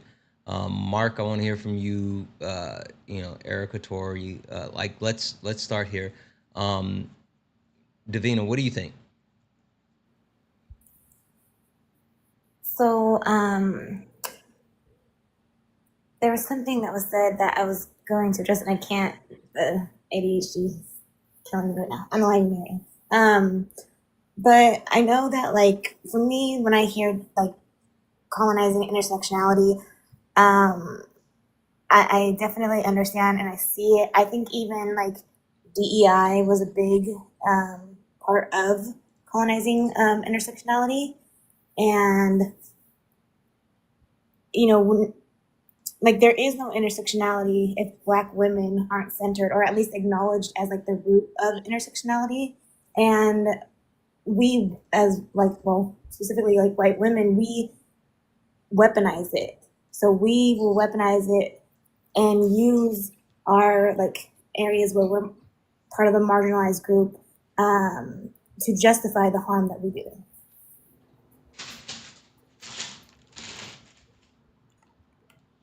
Yeah, sorry. That reminds me a lot of the conversation that we had around womenism versus feminism, right? And how a lot of times people don't understand the difference between womanism and feminism, and how feminism has been a harmful thing in a lot of instances because it excludes the overall premise of womanism and understanding the needs to, I guess, for lack of better words, center the more marginalized. And I think understanding that the more that it's just like politics, right? The more that you actually do for the least of, the more everyone else does better. And I think a lot of people struggle thinking that if you actually give something to someone else, you're taking away, where in actuality, if you center, thank you, love, if you center, Black women, right? Because they are quote unquote at the lower portion of the patriarchal system, or specifically, once you go down more of the levels of intersectionality. But if you focus on those other marginalized groups, then that brings everyone else up. And I think there's such a huge thing where a lot of people don't understand that. And not only do they not understand that, but they think that it's taking from them. And so that's when they get into a situation of trying to colonize intersectionality, trying to colonize that marginalization, trying to colonize someone else's quote unquote struggle, to use it as a weapon to either erase their past, or say, hey, like, I have this too. Short Life, Yes. I wanted to give you the floor. What are your thoughts on that? Well, in my community, it's very well known that white people, mostly white women, but plenty of white men too, try to colonize being indigenous. They depend on that 1% native found on Ancestry and claim a native identity, or they'll bank off of that. My great great grandma was a full-blooded Cherokee, and we get that all the time. It's always Cherokee. Oh my god, forever. And or my favorite has been someone from Virginia claiming Blackfeet, which is a Montana tribe, and they've only ever been Montana, kind of Canada. Like, even traditional hunting grounds were never anywhere close to Can I Virginia. tell you something, Short Life? It's so funny Yeah. that you say that. Sorry to interrupt you, love, but You it's so better not funny say. You better because not say that you. let me tell the You story. better not do it. Go ahead. Let me tell the story. First and foremost, Tell your the story. stories are boring. Anyway, My go stories ahead. are fantastic. They are long Okay. and boring. Anyway, go ahead. They're fantastic. All right, so my great grandmother actually is indigenous. My great grandmother is indigenous, right? But they do not know her tribe. So for years, Oh my God! Stop fucking lying! I didn't realize I was mute, so you didn't get to hear the beginning. anywho, so for years, my one of my oldest auntie would always say that we were Blackfoot Indian, and I'm like, are we really? And so like then once I became interested in our family's ancestry, I started doing some digging and found the exact same thing, that the Blackfoot Indian did not even like cross the Mississippi. They didn't even cross the Mississippi. So I'm like, how? When we don't even have nobody that's from, west of the Mississippi or whatever, we only have like our family is like strictly North Carolina and Virginia. So I'm like, how is it Blackfoot Indian? But yeah, that was so funny that you said that. My story is fantastic. I'm finished. Going back on mute. Sure. I'm Yeah, sorry so for that. I'm sorry for that infomercial in the middle of your point. Short life. I promise you, there will be no more long, drawn out, bored. Stops. no, Anyway, I'm sorry. Go it's ahead. fine.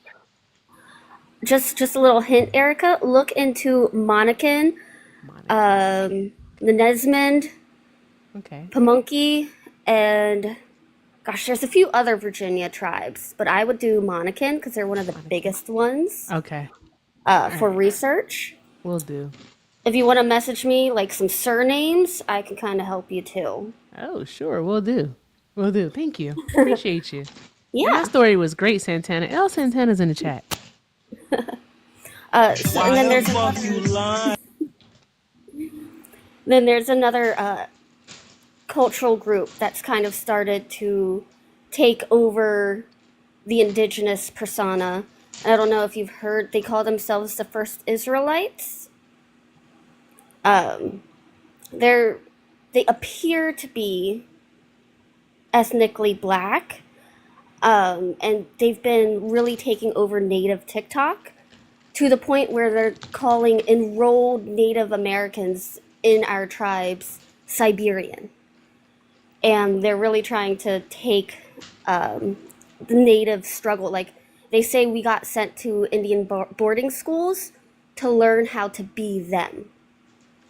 I recently had someone on my TikTok say, my kids were made by a white man, no native, and things like that. And like, I just block them because I do not have the mental bandwidth with people who I cannot, like, there's kind of a discussion on what's worse, like complete erasure or people who want to be us so bad that they're trying to find any connection.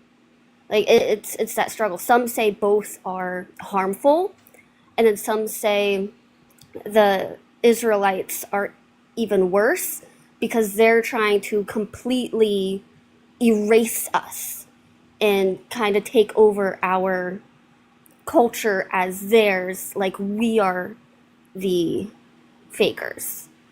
I think And it was that's really Portugal. destructive for our community.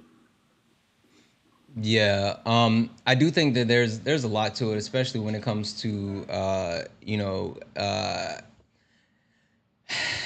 colonizing the identity of indigenous people. We understand that indigenous people within the United States has been harmed in so many different ways, so many different ways, and I think the thought process of FBA, because I see certain people call it out, because I don't think they're the Black Israelites, or they're the foundational Black Americans who have this idea and this thought and this principle that, oh, we were the first one here and all this other stuff. It's just a wild thing.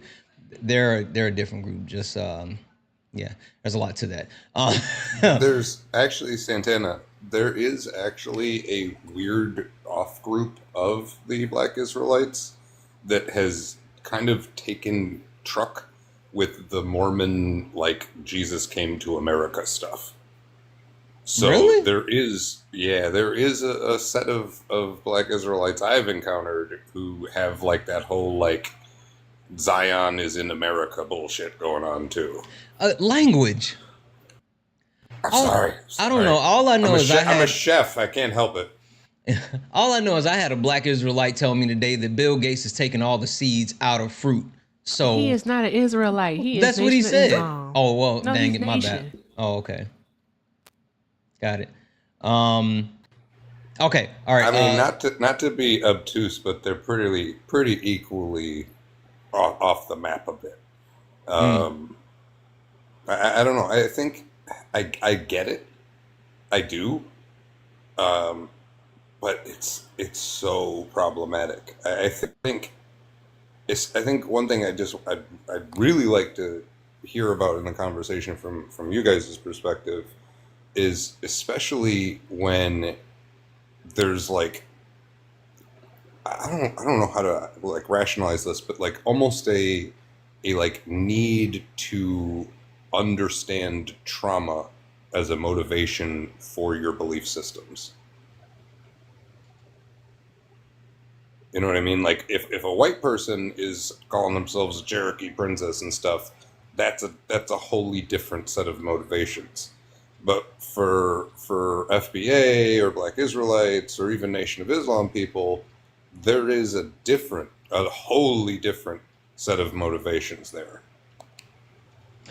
Yeah, no, I think that there's a lot to it as far as when people start to dig in and try to cultivate certain identities and things that they, whether it's a piecemeal, whether it's trying to pull things that aren't actually what they are said to be. Like, I think it's a lot of, I'll say this, in the Black community, there's a lot of times where people in the Black community reach for something that's not there because there's a lack of there, right? And I say that in the sense of, like, I know in the South, a lot of Black people will say, well, I'm to Short Life's point, I'm Cherokee, right? My family's Cherokee, or we got Native American in our blood, or whatever. Like, they would say stuff like that, but that was more so of not having a sense of, like, belonging, a sense of knowing our history and our culture, and that goes back to being ripped out of your culture, right? Being ripped out of who you are and where you're from and all of these other things, and then you start to try to reach for and grab certain things from other people, and you try to piecemeal those together to create something of your own. So I think there's a lot to it, and I think that there's a lot that could be said about it. Guys, keep tapping the screen. Let's go and get likes up to 250,000 likes. Also, guys, just an FYI, a little less than 18 minutes until t-shirt time, just so everybody knows. Hey, Swan. Hello, how are you? Good. I saw your hand up in the chat. Yeah, so I wanted to just chime in on that part, then I gotta drop back down. But Wait. What do you think about my nose? Your nose is fine. That's what I said. Like, Tori. Wait, who said something about it? And I don't know. Tori, like, took a swipe Your or nose something. is cute. I always said it was pointy. Hey, Tori. Why the fuck you lying? Anyway, go ahead, Swan. I'm sorry. No, you're fine. I was gonna say, to Delivery's point, I think that that's very interesting that you made that point. I know, where is it? There's a content creator who's Mexican, and I love his space because he's it's a large Latino and Hispanic space, and he definitely addresses anti-blackness all the time. And he was talking about the fact that when Black people do indigenous erasure and claim it, when they're not connected and things like that, the indigenous community will come down, on them. But then when it comes to YT people, they don't get like the same response. And obviously we know that's because of racism, right? But what you said about them trying to claim that is that the distinction that you made. I haven't really heard anybody put it like that before, and I'm so glad you brought that up. That so when they claim it, it's because they want to other themselves from their YTness, right? Like it happens in my space all the time. But with Black people, it is due to not having access to like immediate access to knowing where our ancestors came from, and there are Afro-Indigenous people. That is a thing that exists. But also, trigger warning, um, Black women, obviously, like there was a lot of non-consensual things that took place, right? So if they gave birth to a child who didn't necessarily look like the other parent would be Black, it could be because there was something that took place, right? Something non-consensual by a YT man. So a lot of times you would find that Black women would say, "Oh yeah, this is because of we're connected to this group or we're connected to this tribe," as a cover up to try and erase or forget that situation or not have to talk about it with their family members is something that they did to hide. But yeah, it's but yeah, well, and the reason why, and then the other thing I wanted to say, like when people do it now, like claiming indigeneity to the U.S., it's just BS. It's extreme. It's an extreme level of anti-Blackness, anti-African rhetoric. It's African erasure and it's indigenous erasure as well. For me personally, I know people probably don't want to give this type of grace, but I do think it is an extreme trauma response to not knowing who you are and then wanting to try to figure out something that isn't associated with Blackness because I've never unpacked their anti-Blackness, if that makes sense. Black is beautiful. What do you think about that? I would love to hear your tag on to that.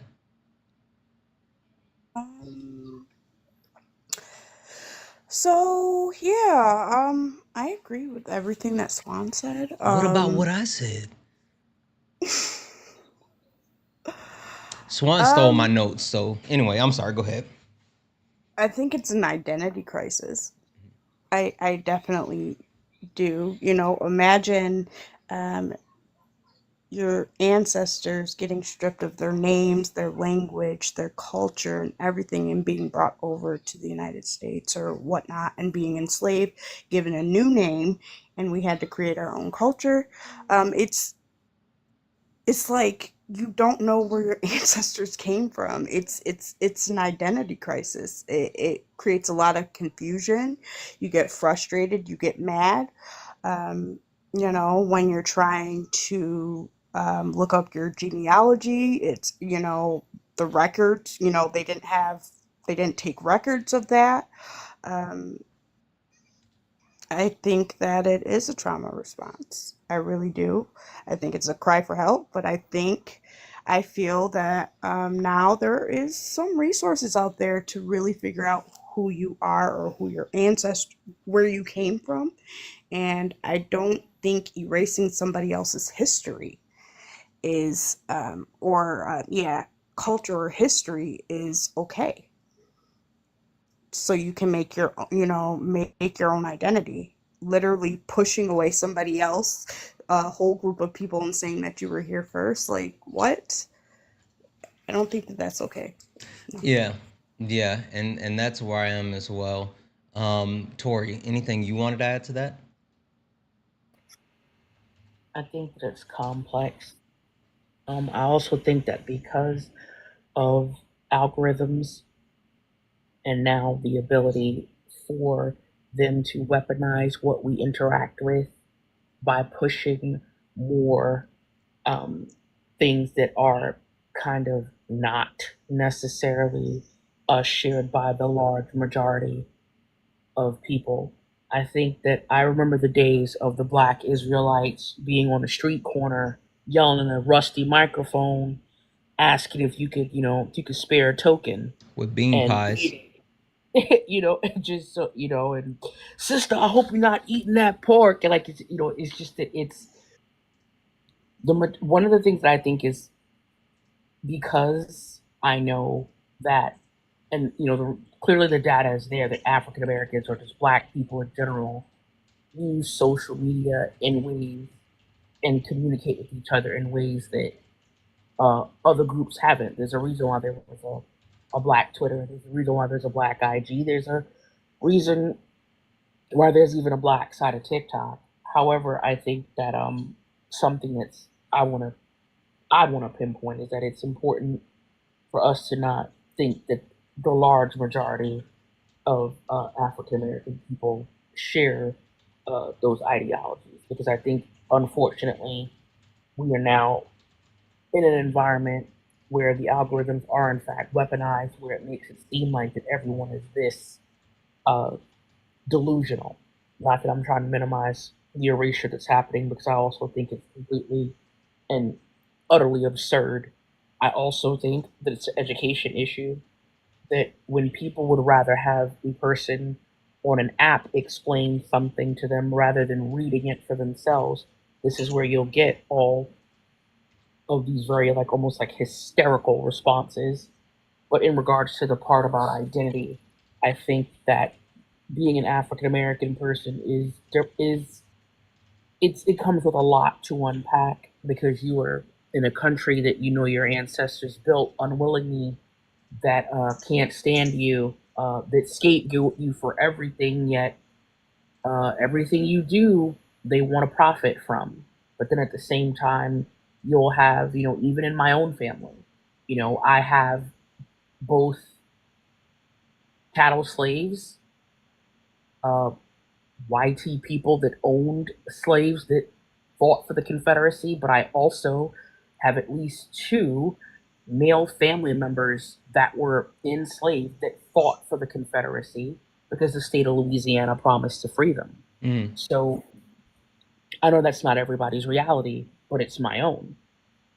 So I think that it's not, well, it took a long time to create this problem, and it's going to take a long time to get a lot of people to deal with it, because when you are an African American, you have, I think James Baldwin said it best, that to be an African American is to have no memory of Africa and no privilege of being American.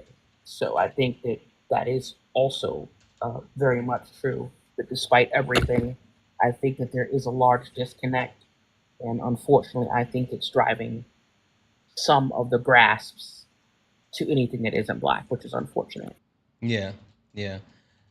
I completely agree with that. Completely agree with that.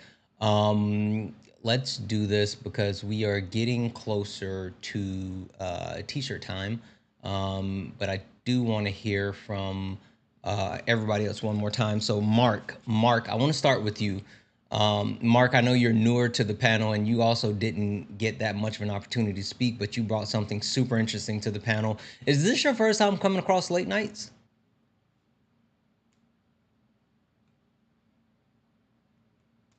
Mark, are you there? Or did you go night night?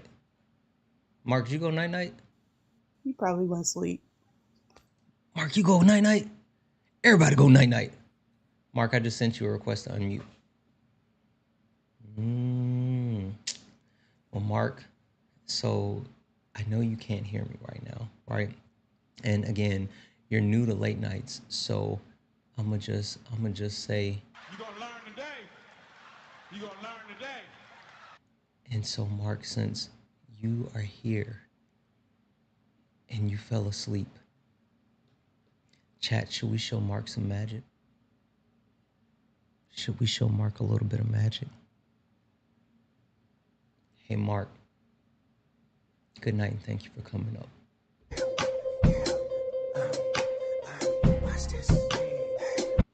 All right. all right. Short life. Just to kind of swing it back around and kind of put a bow on it for the evening. I wanted to get any last thoughts from you, and also understanding that tomorrow night is the last night of Late Nights with Santana, where we're dealing with these specific topics on the background, but we will continue to go further and deeper into intersectionality. What final thoughts and anything that you are hoping to get to talk about possibly tomorrow? Um, I would enjoy speaking about speaking up versus speaking over. I really haven't heard too much about that. I think that'd be an interesting topic to really dive into. Absolutely. Absolutely. I think so too. I think that's actually where we should start, because I feel like we've gotten, for the last two nights, we've gotten a pretty good run out of the other three, and so I think we definitely need to do that. So, but anyway, Short Life, thank you so much for coming up. You know, you're always welcome, and I appreciate you so much.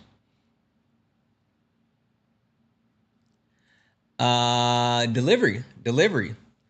Final thoughts? Anything that you would like to possibly get into tomorrow? Oh yeah. I think. Well, first of all, before I forget, have you gotten to read the book at all? No, not yet. See, I gotta harass you. But it's in my Amazon cart. All right. No. I got it. I just got it. I gotta get it. It's not on Amazon. It's not on Amazon. Yeah, I thought I found it, unless I grabbed the wrong book. No, it's Give not me on the title Amazon. again. So it's on Lulu.com. It's A Journey from Misery to Hell. I'm sure. I mean, I let can me go send back. you an ebook copy, bro. Like, that's fine. I don't mind paying for it. Proceeds are going to Gaza. It's cool. But I do want you to read it. So Oh, this is not it. Okay, never mind. I have the wrong one. Got it. Yeah, it's the wrong one. Okay. yeah, no worries. Like I said, like, I'll send you a Discord. We can get you a copy. I want you to read it. I'm with it. I don't even care if I get it for you myself. No, That's I'm with it. perfectly I can fine. definitely do it. Okay, I'm sorry. Go ahead. But I've got Lulu.com. one for you. No, I got it right here. Oh, okay. Well, so a topic I think could be really interesting is, sorry, my cat's trying to assassinate me right now. I started pacing and he decided to kill me. Sorry, TikTok. Unalive. My bad. Sorry. Unalive. Just talking about my cat here. Is the weaponization of oppression, i.e., like the oppression Olympics people. W's in the chat for T Fizzy. Yeah.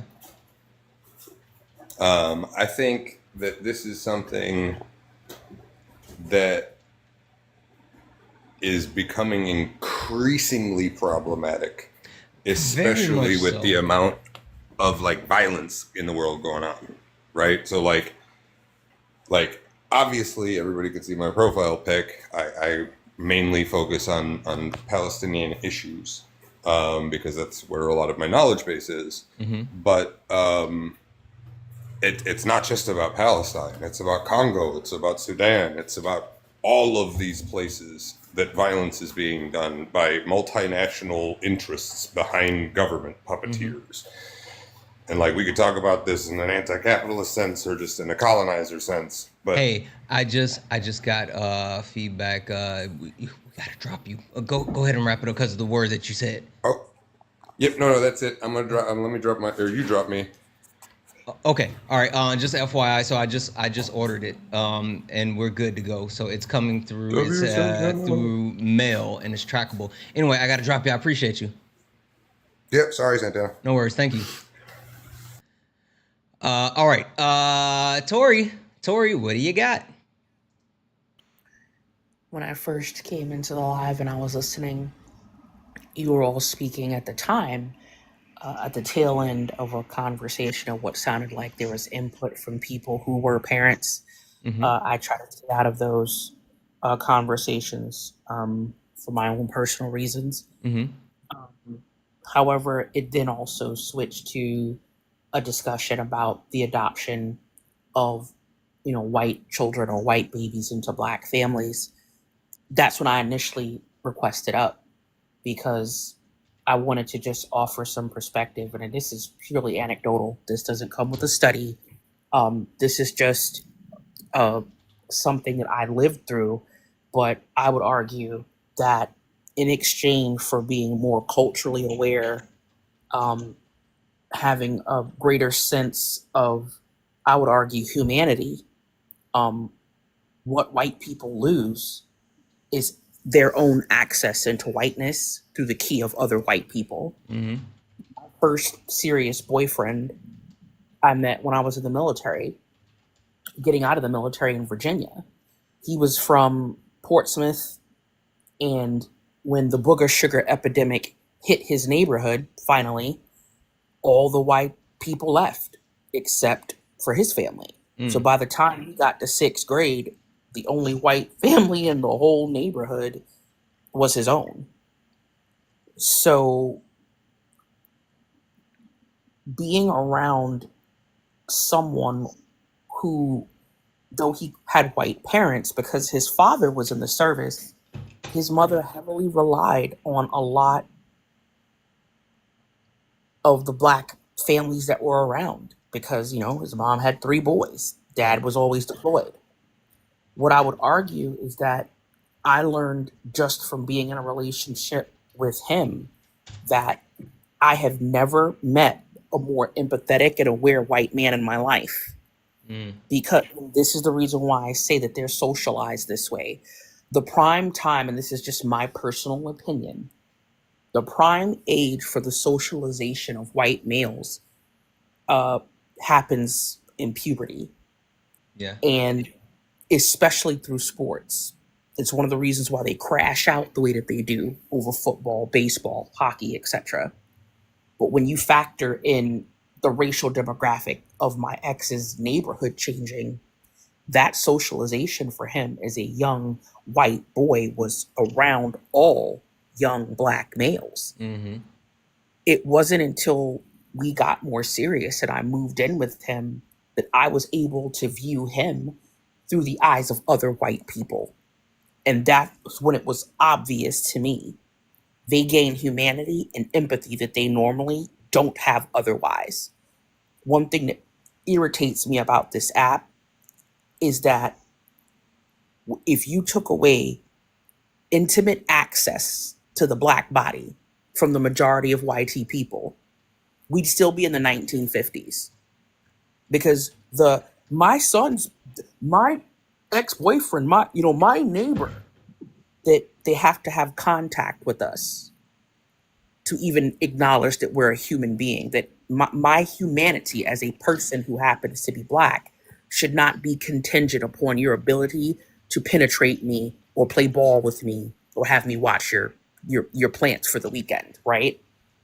Yep, So I agree. when they're socialized with us, while they're definitely, you're safer with them, they lose out at large around other white people because you can clearly tell that there's a difference. And depending on who you talk to, some people might say it's a good thing. Yeah. I would say that it harms them financially, personally. Yeah, no, I agree. I think that being able to have that level of I don't want to call it levity, but more so being able to really engage with a true sense of empathy lends itself to a better society. And to your point, outside of just being able to access the bodies of said marginalized communities that you are empathizing with, I think that's a huge thing. So I think you're spot on. I think you're spot on, and I appreciate you coming up, and you have a good night. Same to you. You guys are the best. Hi, Erica. Thank you. Don't say Have a her. good Oh, night, wait. Tori. What? Take it back. What? Take it back. No, Take it back is crazy. what? Anyway, whatever.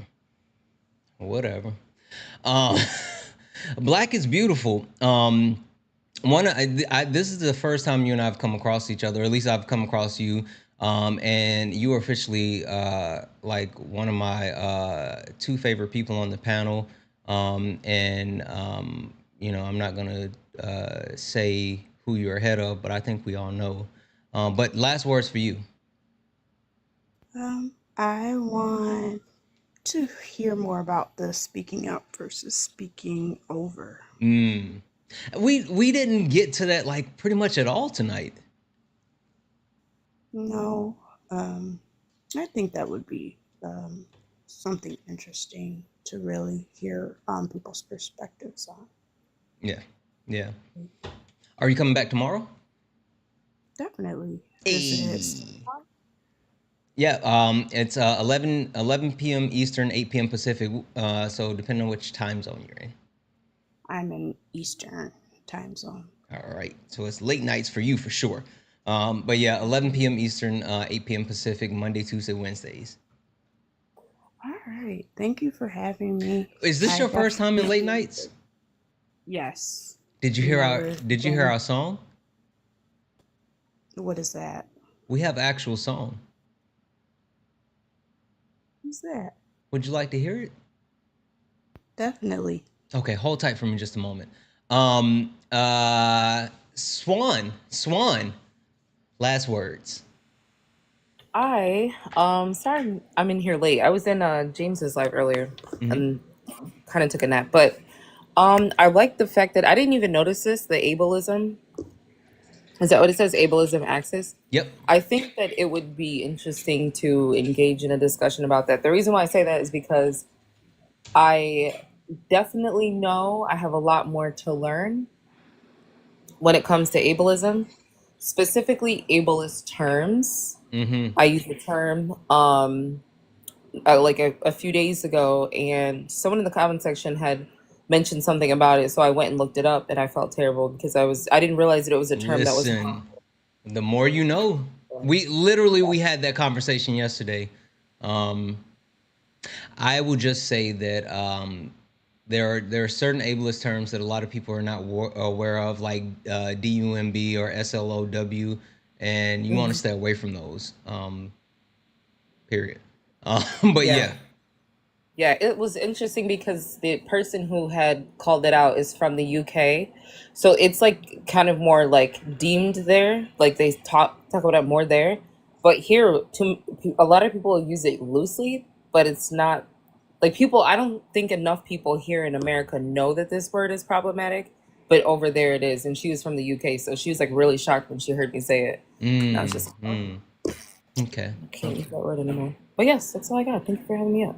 Perfect. Hey, I need you to hang around just for a minute because, like, this other person is a bully, and so just in case. Oh no, where Black is Beautiful go? Black is Beautiful. Where'd you go? I wanted you to hear the song with us. No. No more Erica's. Hopefully she's still here. Hopefully she is. E, final words. I just want to say I don't know why I get treated this way, but okay. How you get treated? You first of all, you didn't even want to come up here, right? So there's that. Second of all, you know, what do you do? What do you do? What do you do?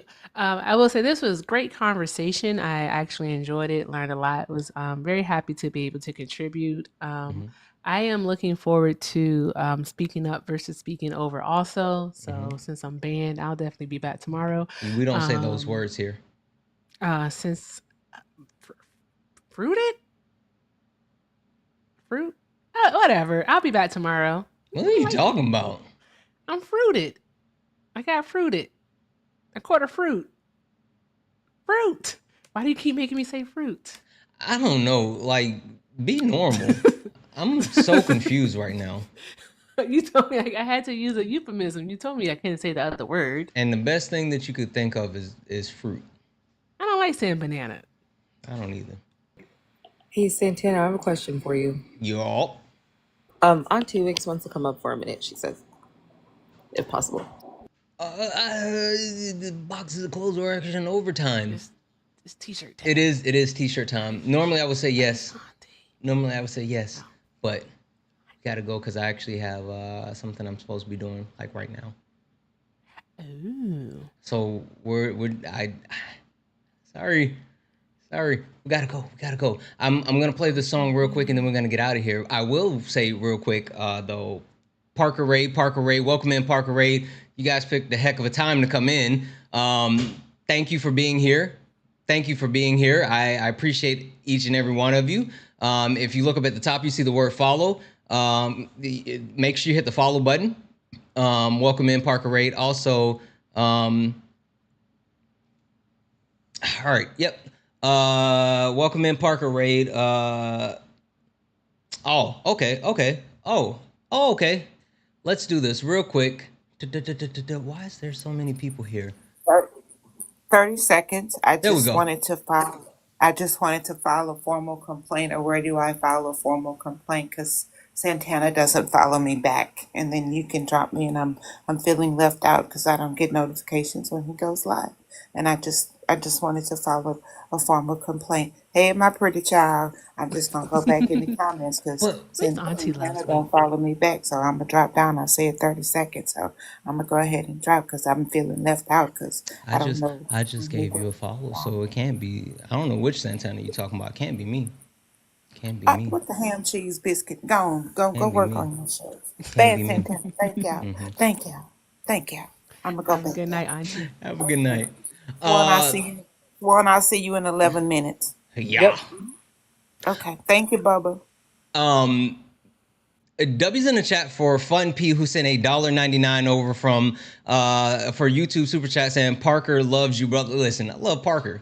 Also, you know what? Since we did get a Parker rate, there's 543 people here, right? We still have the opportunity to knock out our nightly donation goal if you find it fitting, if you would like to spread the love. Santana speaks for you. Cash App, PayPal, Venmo, all the pay links are in the link tree in the bio. We only need $232 to knock out the nightly donation goal. Everything is accepted. Anything is appreciated. Anyway, if you haven't heard the actual song, like our song, is Black is Beautiful. Is she still here? Where did she go? She left. Ooh, hold on. You come up. I just sent you an invite. It's 11:11. Nobody care about no magic. All right. We're gonna play the song. We're gonna get out of here. If you have not heard the Late Nights with Santana song, you are in for a treat. This is our official song. This is the song for our community. This is us. This is FUBU. For us, by us. Well, even though I didn't make it, it's a thing. Anyway, guys, we're gonna go ahead and get out of here. Let's hit it one more time. Yeah, this ain't your regular panel. Nah, we speak the truth. Late nights with Santana and Mama Jones watching. Better keep it clean. Let's go. Late nights, truth in the convo. Everybody get a seat at the table. From the block to the books, we mindful. No screaming, just dreams in the Bible. One mic, one voice, we build bridges from the heart of the hood to the world's big issues. Politics, pay, different cultures, but the real ones listen before they rebuttal. Late nights with Santana. Yeah, Mama Jones watching, so keep it grown. Ain't about flexing, this a purpose zone. Santana hold it steady when it might get hot, but we ain't here to fight. We here to connect the dots, yeah. Late nights with Santana. You already know. Late nights with Santana. Late nights, no static. No highlight reel, just the soul's reflection. No shade throwing, just connection. From streetwise truths to deep reflections, we turn hard talks into blessings. They say they run a game, we build new rules. We here to heal, uplift, and break the old rules. They kept us boxed in, divided by fear, but you found us lined up when the truth appears. Yeah, weekly topics, hearts wide open. No judgment, just motion. Real ones are talking, no cussing. Guys, we're gonna go ahead and get out of here. Listen, guys, thank you all for being here tonight. Thank you for all of your love. Thank you for just being amazing. I love you guys so much. I appreciate everybody on the panel, especially the people that I give such a hard time to, like Swan, like Erica. You guys, I couldn't do any of the things that I do without you guys. You all are amazing. I appreciate having you in my space. I appreciate the community. I love you all.